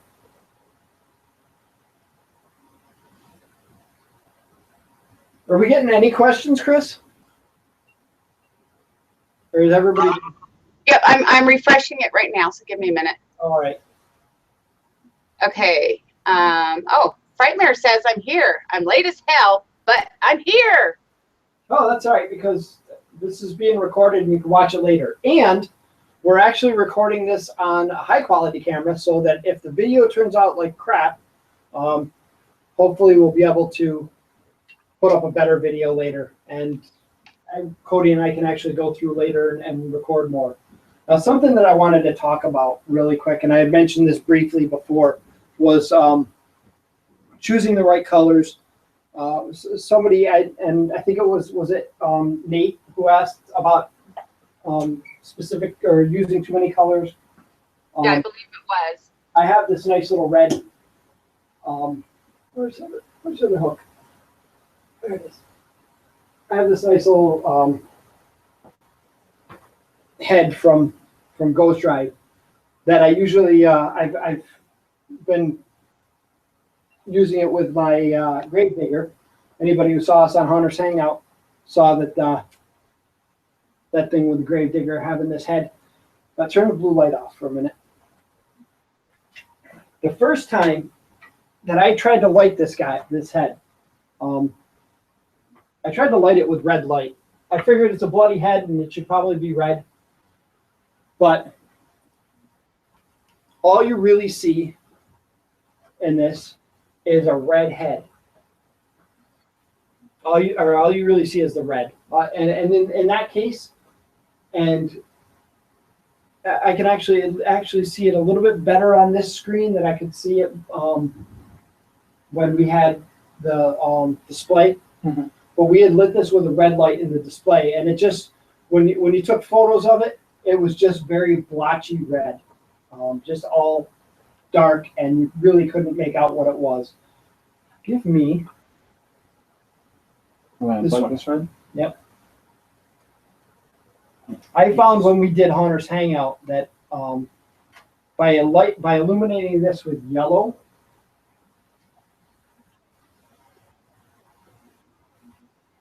and plug that red back in. Bottom red. By illuminating it with the yellow, you get a little bit more of those yellow colors and those red tones in there, and it just looked better. So again, using one color of light is using what colors and how many colors definitely depends on what you're going to be lighting. We remember that certain colors of paint and pigment reflect those colors of light. So if you're lighting them with a different color, they're going to show up as black. You're not going to see them. And that was something that was brought up, and we had actually talked about doing a quick demonstration of this, but we didn't, is using makeup with certain color lighting and switching the lighting to completely change the makeup look. I think Mike Ross had talked a little bit about that on a video chat one night. And I wish I had more time to research and to organize my materials, but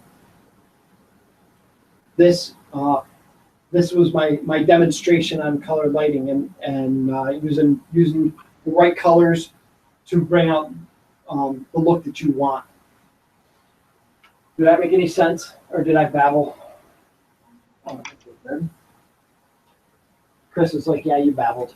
You should." Well, no, because I think it was Mike Ross. I want to say, I can't remember, but it's like, if you want to make an actor or something transform before your eyes, by doing makeup a specific way, you start with one color of light, and then simply by changing that color of light, it will make it appear as though that actor transformed right before your eyes. Yes.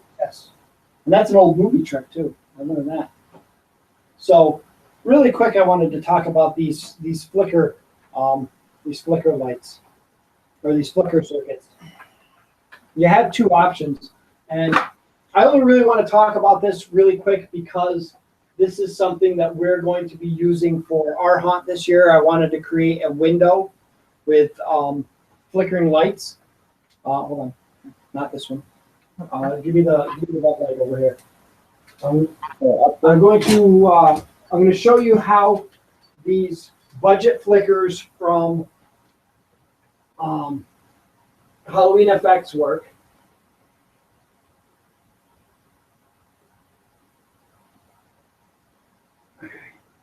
It would die if it was not on Wi-Fi. Is that red just on? Yeah. It's just on. All right. So there we have the yellow light with the flicker. I found that these flicker patterns with these lights are not fully random. They all seem to be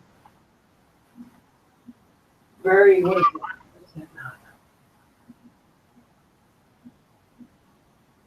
All right, hold on.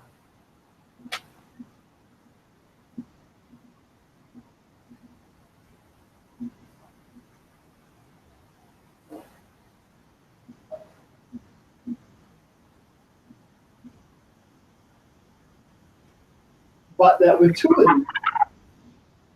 of these, you can get a pretty good flickering effect at a budget cost. So something to think about.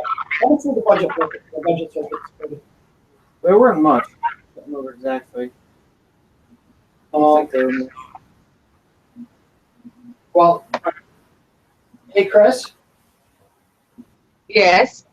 are you able to look on Flipbox or on Halloween FX really quick under their LED lighting and tell me what their budget flickers cost? Give me a minute. What are their budget flickers? Is that what you said? Yeah.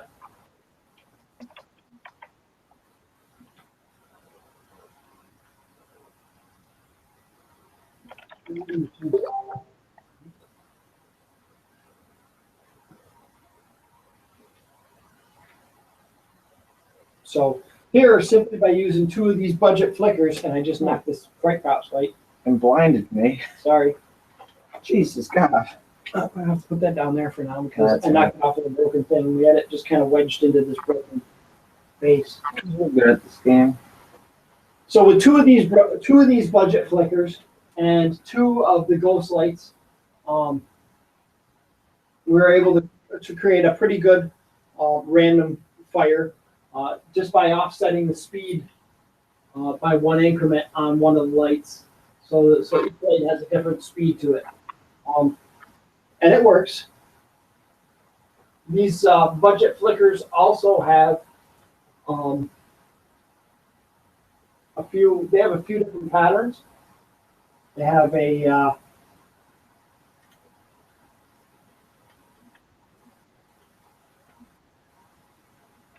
oh, it's the wrong one. All right, there we go. All right.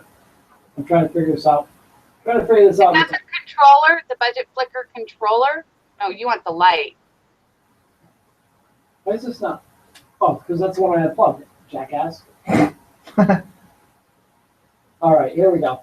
All right, so we have on, blink, off, slow on, fade on, blink, fade off, fade on, blink, fade off. We have a slow strobe. We have a fast strobe. We have a very slow strobe. We have a very fast strobe. That's kind of creepy. We have constant on. So each one of these has a few different functions. These budget flickers have a few different functions. Now, dark light has their dark box flicker.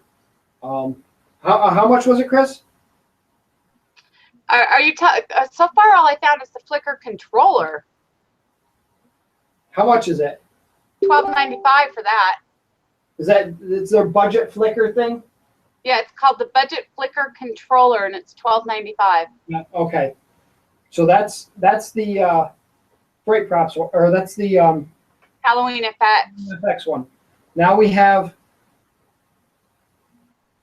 dark light has their dark box flicker, which this is the first time actually using this. And this has, again, several different features. I do like their candle flicker on this though. It's got a nice random flicker. They also have a faster flicker. And that one's dark light. Yeah, this is Gantum dark light. They have slow fade on and fade off. A faster fade on and fade off. Even faster yet. Steady on. I think that was steady on. So I don't know what each one of these are, but they have several different settings.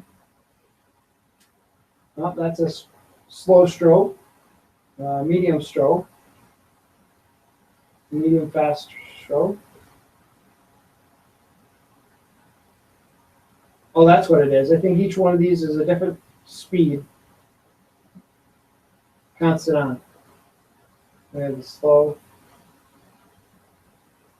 medium, and fast. That's what it is. We have a slow. It looks like we have a slow, medium, and fast for each one of those. The candle flicker, the slow fade on, fade off, and the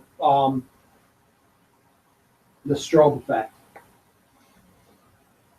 But again, with the Gantom products, you're paying premium price for premium product, and these are $60 a piece.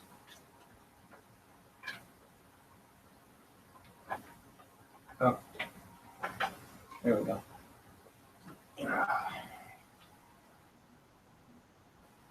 So the last thing really quick that I wanted to talk about was creating shadows, creating and avoiding shadows.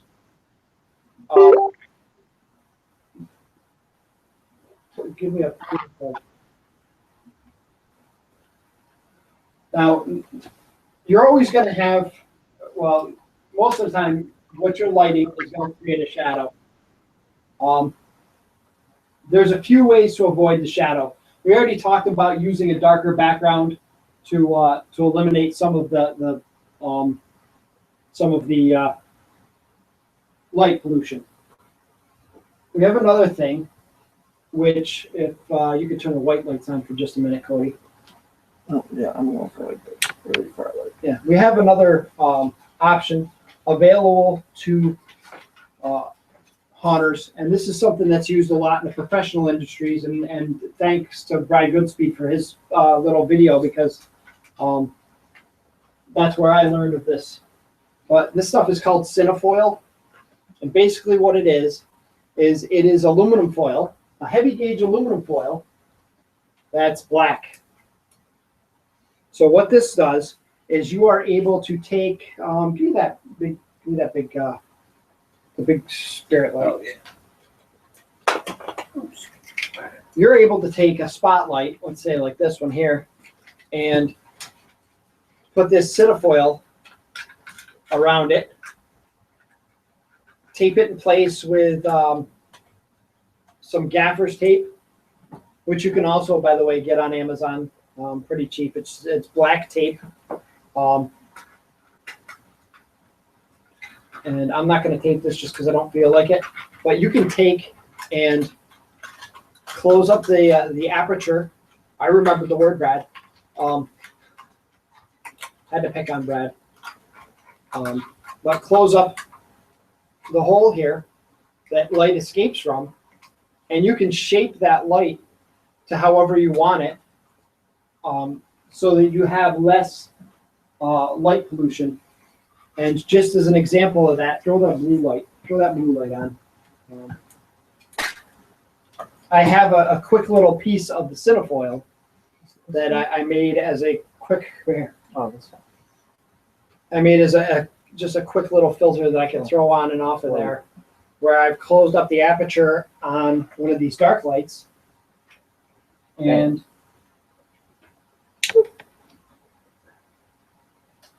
you can see that. Let's bring him just a little closer. You can see here we have quite a bit of light pollution, a lot of shadows being created. And if I take this cinefoil and throw that on there, we've almost eliminated the light being. Where am I? There it is. Oh, there we go. We've almost eliminated all that light that's shining off onto the background here. And if I had a little bit more time to maneuver my lights to where I wanted them, we could keep this completely off of the background. So this cinefoil, very handy. especially when you're dealing with having to choose a location for. There you go. Choose where you want light to fall and not to fall without having your light 3 inches away from your prop. Like that. Oh no, leave it on. The other thing is using shadows. So sometimes shadows are absolutely a benefit. One of the things that we had talked about was how do you deal with street lights? Well, you can deal with street lights the way you deal with anything else. If you can get something that you can create a shadow on specific areas of your home, use the I think my best example is the glare crows. Glare crows are fantastic. If you can build a glare crow that's tall enough to cast a shadow where you want it on your hey, look at that. If you can use a glare crow with a couple of layers of some creepy cloth or freaking fabric, it's going to block some of the light in your haunt, and you put that out as close to the street as possible, and it can cast some good shadows. Maybe have a banner with your haunt name on it or something like that you put across between two pillars or something that casts a shadow onto your haunt. Unfortunately, there's not a lot that you can do to get rid of street lighting besides creating shadows from it. I highly do not recommend shooting out lights or trying to aim lights at the center so that they turn off, because those lights are also providing safety for the people who are coming to your haunt, and you really don't want to jeopardize your visitors' safety. Safety should be of everyone's utmost importance. But the closer you can get to that light source, the bigger the shadow you're going to create. So if you put some glare crows right out towards the front of your property, and they stand high enough where they can cast a shadow, that may help. That may do the trick. Or a banner placed high enough up, or a sign. Anything. You can get some foam to make a sign, put it on top of a tall piece of sapling or something that you pluck out of the woods. These are all ways that you can tackle that, getting rid of that light. Other than that, use the color from that light and color mixing to try and achieve a color that you like a little bit better. If you have to have that ambient lighting, you have to deal with that ambient lighting and try and use it to your advantage. SK? Yeah. What would you suggest? Spookmaster 66 Miles Dudley is asking, does anyone have a street light in front of their house to contend with? I have one and have to put a paper bag over it every year or it washes out my yard. I'm afraid I'll get cut, so I was thinking about taping a spotlight to the eye or even shining a spotlight on it. Any thoughts on that? Again, I don't recommend that. And for the reasons I just said, safety is and always should be everyone's highest concern. When you're dealing with this, you don't want to put your visitors at unnecessary risk. Try to find a way to create shadows and use those shadows to your advantage. You may not be able to block out all the light.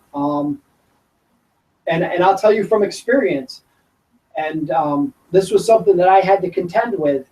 My next door neighbor's house is very brightly colored. It's like a very pale yellowy tan. It reflects any kind of light that hits off of it. It's very bright. It's also just a plain wall with like 2 windows in it. So I don't have a lot of options for that. One year by accident, I put up a Blair Crow, and it was I lit the Blair Crow with a light that happened to be just way too much light for it, and it was perfect. it ended up being, it created some perfect creepy shadows of these giant Blair crows across these plain white walls, or these plain yellow walls, and ended up working out really well. But again, if you want to create shadows, remember, the closer you get to the closer your object gets to the light, the bigger a shadow you're going to cast. Keep that in mind if you're trying to create shadows. Maybe you want to see that shadow across the wall. Can't really see them. No? Wow. Come on, try red. Oh, you know why? Because this thing's up. Oh, yeah. Here. There. Drop your side. That's good. That's my bad. I threw it. Maybe you want somebody to see that across the wall. Shadows can be very intimidating. And one of the things that I found this year, that is a trick that I will probably try and use again, not next year because we're doing something different for the front yard, but we uplit our corn stalks in red this year. And the uplit corn stalks look fantastic, but what looked even better was the shadows that were being created on the house behind it. And here comes the dogs.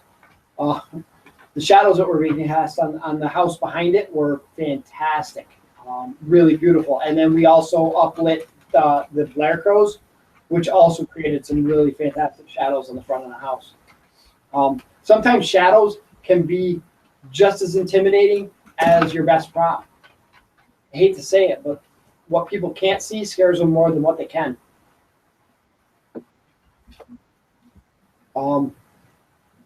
Chris, anything else that you think you missed out on? Yeah. Should you use lighting shining at the patrons or shining behind them coming into a scene? You should. I would never shine light at somebody. It's very distracting. As a matter of fact, another use for cinefoil that I don't think it's really an intended use, but is certainly a good use. If you're uplighting, or if you're lighting somewhere where people may be able to see, or at some point see the lens of your light, even from the smallest angle, it's going to stand out extremely brightly. Cody, give me a little bit of light on. Give me a little bit of light on this dark light, real quick.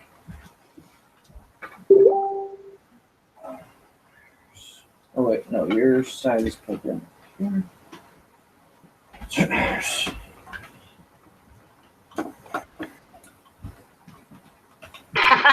Papa Smurf. Oh. You see this light. All right, this light right now is angled slightly back. As soon as I hit a slight angle where a little bit of that lens is, you can see that light. And the more the angle, the brighter that gets. As that starts to get towards your patrons, that's all they're going to see. Okay, they're not going to see what you want them to see, and unless this is something that you're going to do very briefly, flash blindness is great. And I'll show you how. I'll tell you really quick how that can be used in a haunt. But if you have to have light that's angled towards your visitors, take a piece of cinefoil. All right, take a piece of cinefoil and wrap it around it, so that they can no longer see the lens, and then cut this at an angle so that it creates. Let me try and do this really quick. Will you add a link to where you found that at too, SK? What's that? Will you add a link on to YouTube where you found that too? What, this? The cinefoil, yeah. Oh, to Brad's video. Well, where you find the cinefoil. Cinefoil, yeah, I can put a link to where we found the cinefoil. So now, I have that light considerably angled farther towards you, and it's much less disturbing. So something to consider when you see the difference.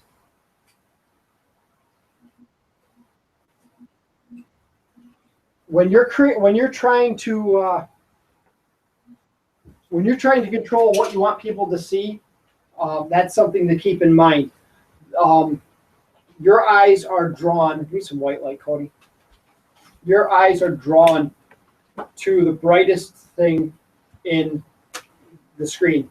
The lightest object in your vision is going to draw your attention in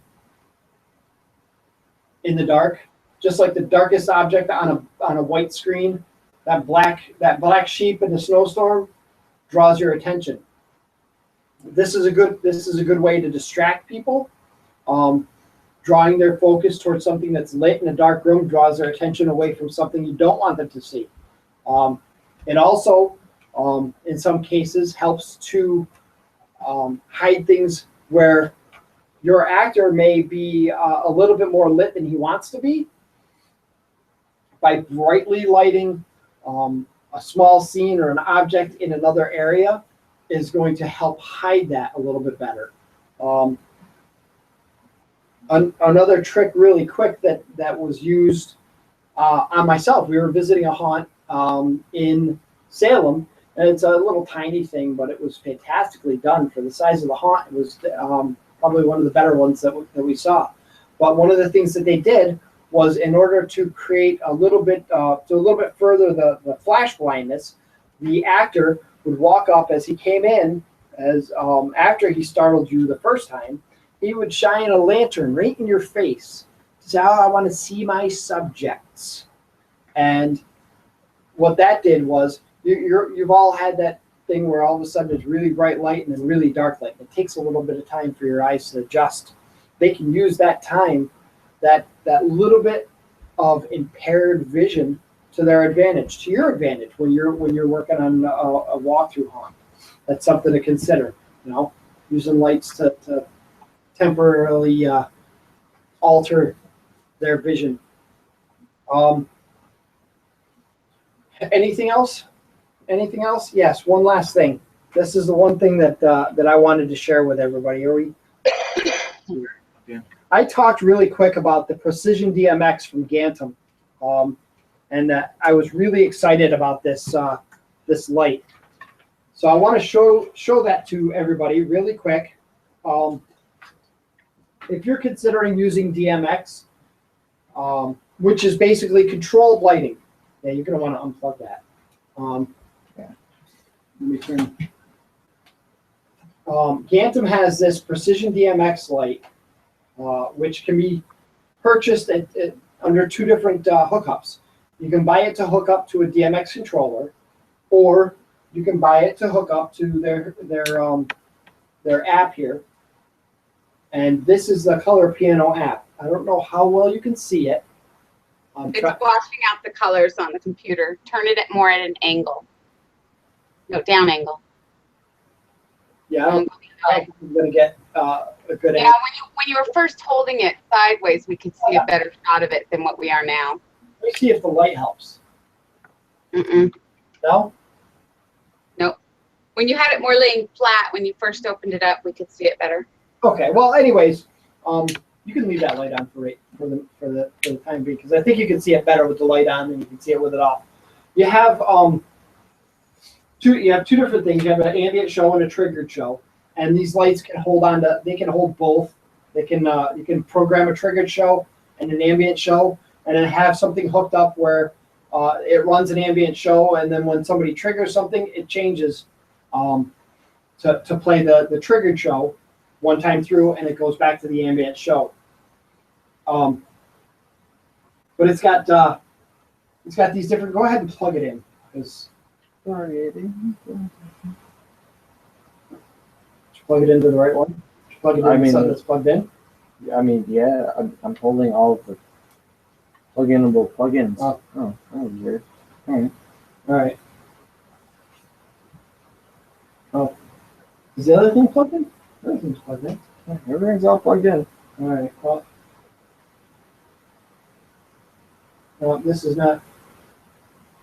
Oh, I know, because there's a medium fade. No fade. All right. There we go. So now I can change with this. I can change the color of the light to whatever I want it to be. To match my needs. What is this? I have. Oh, Tim Burke said good luck tonight. What's that? You want to turn the light off? Yeah, I guess you can. All right, so now we have, we can change this light to whatever we want. And the best thing is I can record this. I can set this to have a medium fade between the colors, and then I can go from blue. Let me stop this and restart it. I can go from green to blue, fade to a blue, then fade to a red. Maybe we stay on red for a little bit, and then we fade to a pink. That snapped to pink? It seemed like it snapped to pink. Then we fade to a blue. Then we fade out. Maybe it stays off for a second. Fades back into a red. And into a green. Now that just recorded that whole show. And if I want to replay it, I can play, just hit the play button. And this will run through what we just recorded. You see it stayed on the red for a little bit. We went to the blue, then I think we went to the black. So we fade out to the black, fade that out, and then we faded back into the red. Right. So now that thing has just recorded all those colors, and I can unhook the color piano app from my light, and this light will, for as long as it's plugged in, will continue to play that ambient show until either A, I unplug the light, or B, if we have a triggered show, it would play the triggered show and then go back to the ambient show. So again, for somebody who's, if people are apprehensive about using DMX lighting, this certainly is, I think, kind of an affordable option. The lights, the app itself is free from Gantom. The lights themselves were $100 a piece. It's a little pricey, but when you consider if you're buying DMX lighting, like the PAR 65s, RGB PAR 65s, or PAR 56s were $80, PAR 65s are $100. Yeah. So you're still talking about that same price range, plus the DMX controller to operate it all, which, depending on what you want to control, is also another $100 to $200 investment. Let's turn the lights. Yeah, turn the white lights on. And I think we can turn all the lights on. I think that pretty much covers everything that I had to talk about. I have a few questions for you, SK. Okay, hold on. I really wish that I had more time to organize this material a little bit better, and maybe I wouldn't have been so, I think, flighty. But I hope that at least the people who are watching this learned a little bit. I hope this wasn't a complete waste of time. All right, go ahead with the questions. Nate wants to know, Nate's saying he knows he's asking a lot of questions, but he'd like to know, in your opinion, which is better, lighting a cemetery with a few fire and ice lights from Spirit or any other floodlight, or using different color mini spots on each tombstone? I think we kind of covered that. I don't think we talked about fire and ice lights, though. My opinion, fire and ice lights are great for creating a specific effect on a specific area. I would definitely not light an entire cemetery scene with fire and ice lights. I would not recommend flooding a cemetery with light. Again, a lot of your benefit when you do a haunt is going to be created by what people can't see. your best prop under poor lighting is not your best prop under tons of lighting. It's different. Things look better when you can't see everything. When people have darkness where they have to wonder what's in there, what's behind, what's going to jump out at me in the darkness. I definitely think that you should use individual lighting. It is more expensive. It is an investment. I think it pays off in the long run. If you want to see the difference, look at the difference between my haunt this past year and my haunt back in 2009. And I think I have photos probably on the Haunting Grounds website of all of that. So definitely look at that and look at the difference of what individual lighting does for you. Corinne wants to know, what is your favorite color for creepy things? And if you were lighting a medical room, autopsy-ish, lots of blood, to make the blood stand out, would having a dim red floodlight with a flickering dim white light work? You know what? I don't know. I don't use a lot of blood in my haunt, and I've again, the red's going to show up different under different color lighting. If you're using yellow light, you're going to get less of that red, I think, showing up. I think a combination of lights in key areas. You want to have your ambient light, your background light, your general lighting, and maybe that would be red in a room like that, and then use key lighting in other places to accent the red, to accent your your props. One of the things that I failed to get into my discussions was using complementary colors or colors that are next to each other on the color wheel to dictate how much they stand out. If I take a room that's backlit with blue, I have the back wall is lit in blue, and I want something to stand out. I'm gonna light that in yellow. If I want that to be visible but not stand outish, I might light that in cyan. Cyan. Your sister got me on that one. So I might light that in cyan, or I might light that in purple, depending on the mood I wanted to invoke from the specific colors.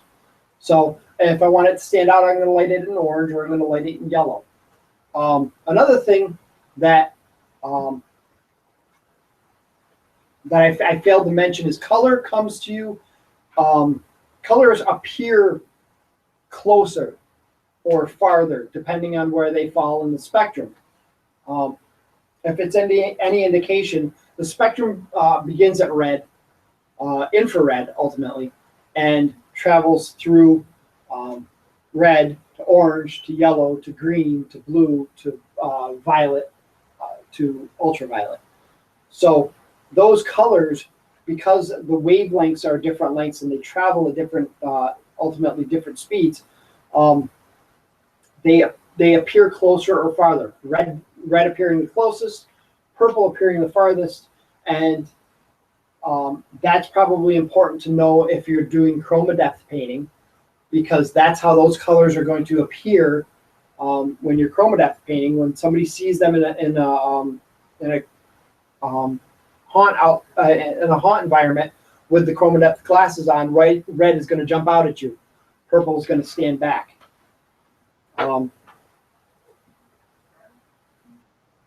Now, what was it here? Yeah, use complementary. I have a whole bunch of notes of little tidbits I picked up along the way.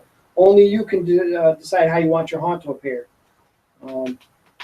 If you illuminate everything, you leave nothing to the imagination. Darkness, or what might lurk in the darkness, can be just as intimidating as your best prop. Colors.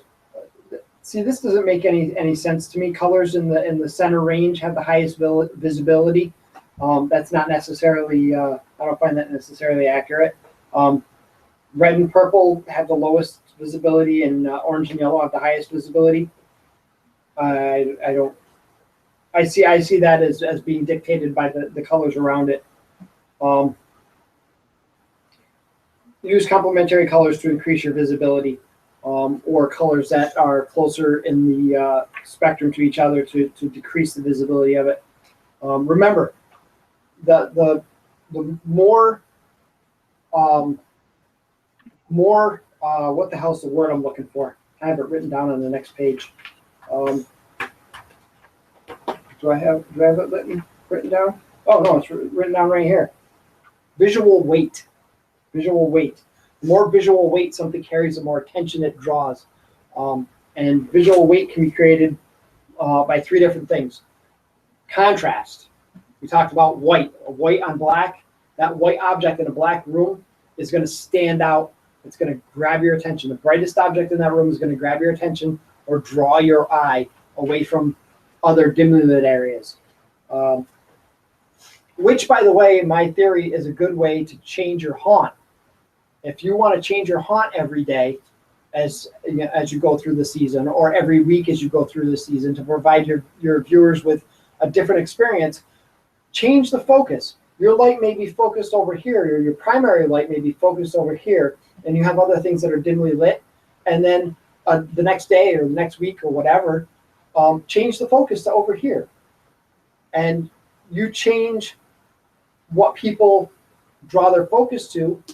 You change the appearance of your haunt, and you give your visitors a different experience every time. Blah blah blah blah blah. Black absorbs white light. White reflects it. Yeah, remember that for your backgrounds. If you need something to be dark, black is better absorbing light and the light pollution than the white is. Blah blah blah. I think. And this little bit. Plan ahead. Think about what you want your viewer to see and what you don't want them to see. Consider your lighting while you're setting up your props. Think about, I want to put this here. If I put this here, where am I going to light it? Where am I going to put a light? How am I going to light it? And make sure that as you're setting up, each of these things are considered, and make sure that you consider where this is being lit from when you're placing another prop, that you're not placing things into light or where they're going to be polluted by the light from this prop. Have a backup plan. If ever there's an important bit of advice, it's to have a backup plan. When you're setting up your lighting, when you're thinking about it and you're planning it, and then you go to execute your plan, something is always going to work against you. Something is always going to work not in your favor. There's always going to be that hiccup.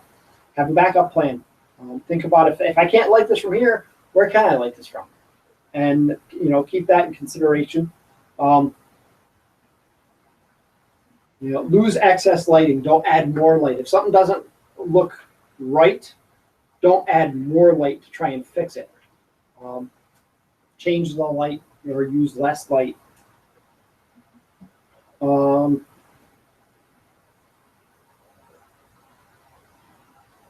And the best way to lose the light pollution is to angle your lighting so that the light pollution, anything that passes beyond your prop, is someplace that has no background. That's why uplighting is really beneficial, because a lot of times if you can uplight something from very close to it, not only are you giving it that creepy shadows, but you're also losing all this ambient stuff from falling on other props. And when you're lighting on your roof, I had mentioned using these little pads, to put lights up on your roof. Make sure you're careful. Make sure if you're wiring things up, it's wired properly. Obviously, you don't want to catch your house on fire, but make sure you're careful on your roof and you don't fall off. I don't want people falling off. If I ever fell off my roof, I'd be a terribly painful experience because right below my roof is a garden that's lined with large stones. That would hurt like hell. Yeah. Or And a not, small tree. or not hurt at all, depending on where I hit it. But I think that's all I have. Chris, how long did we run this thing? 2.5 hours. And I think there was I sent you a message, but I know you can't see your computer. There was something about a code. A code? Discount code or something? Oh my God, I almost forgot.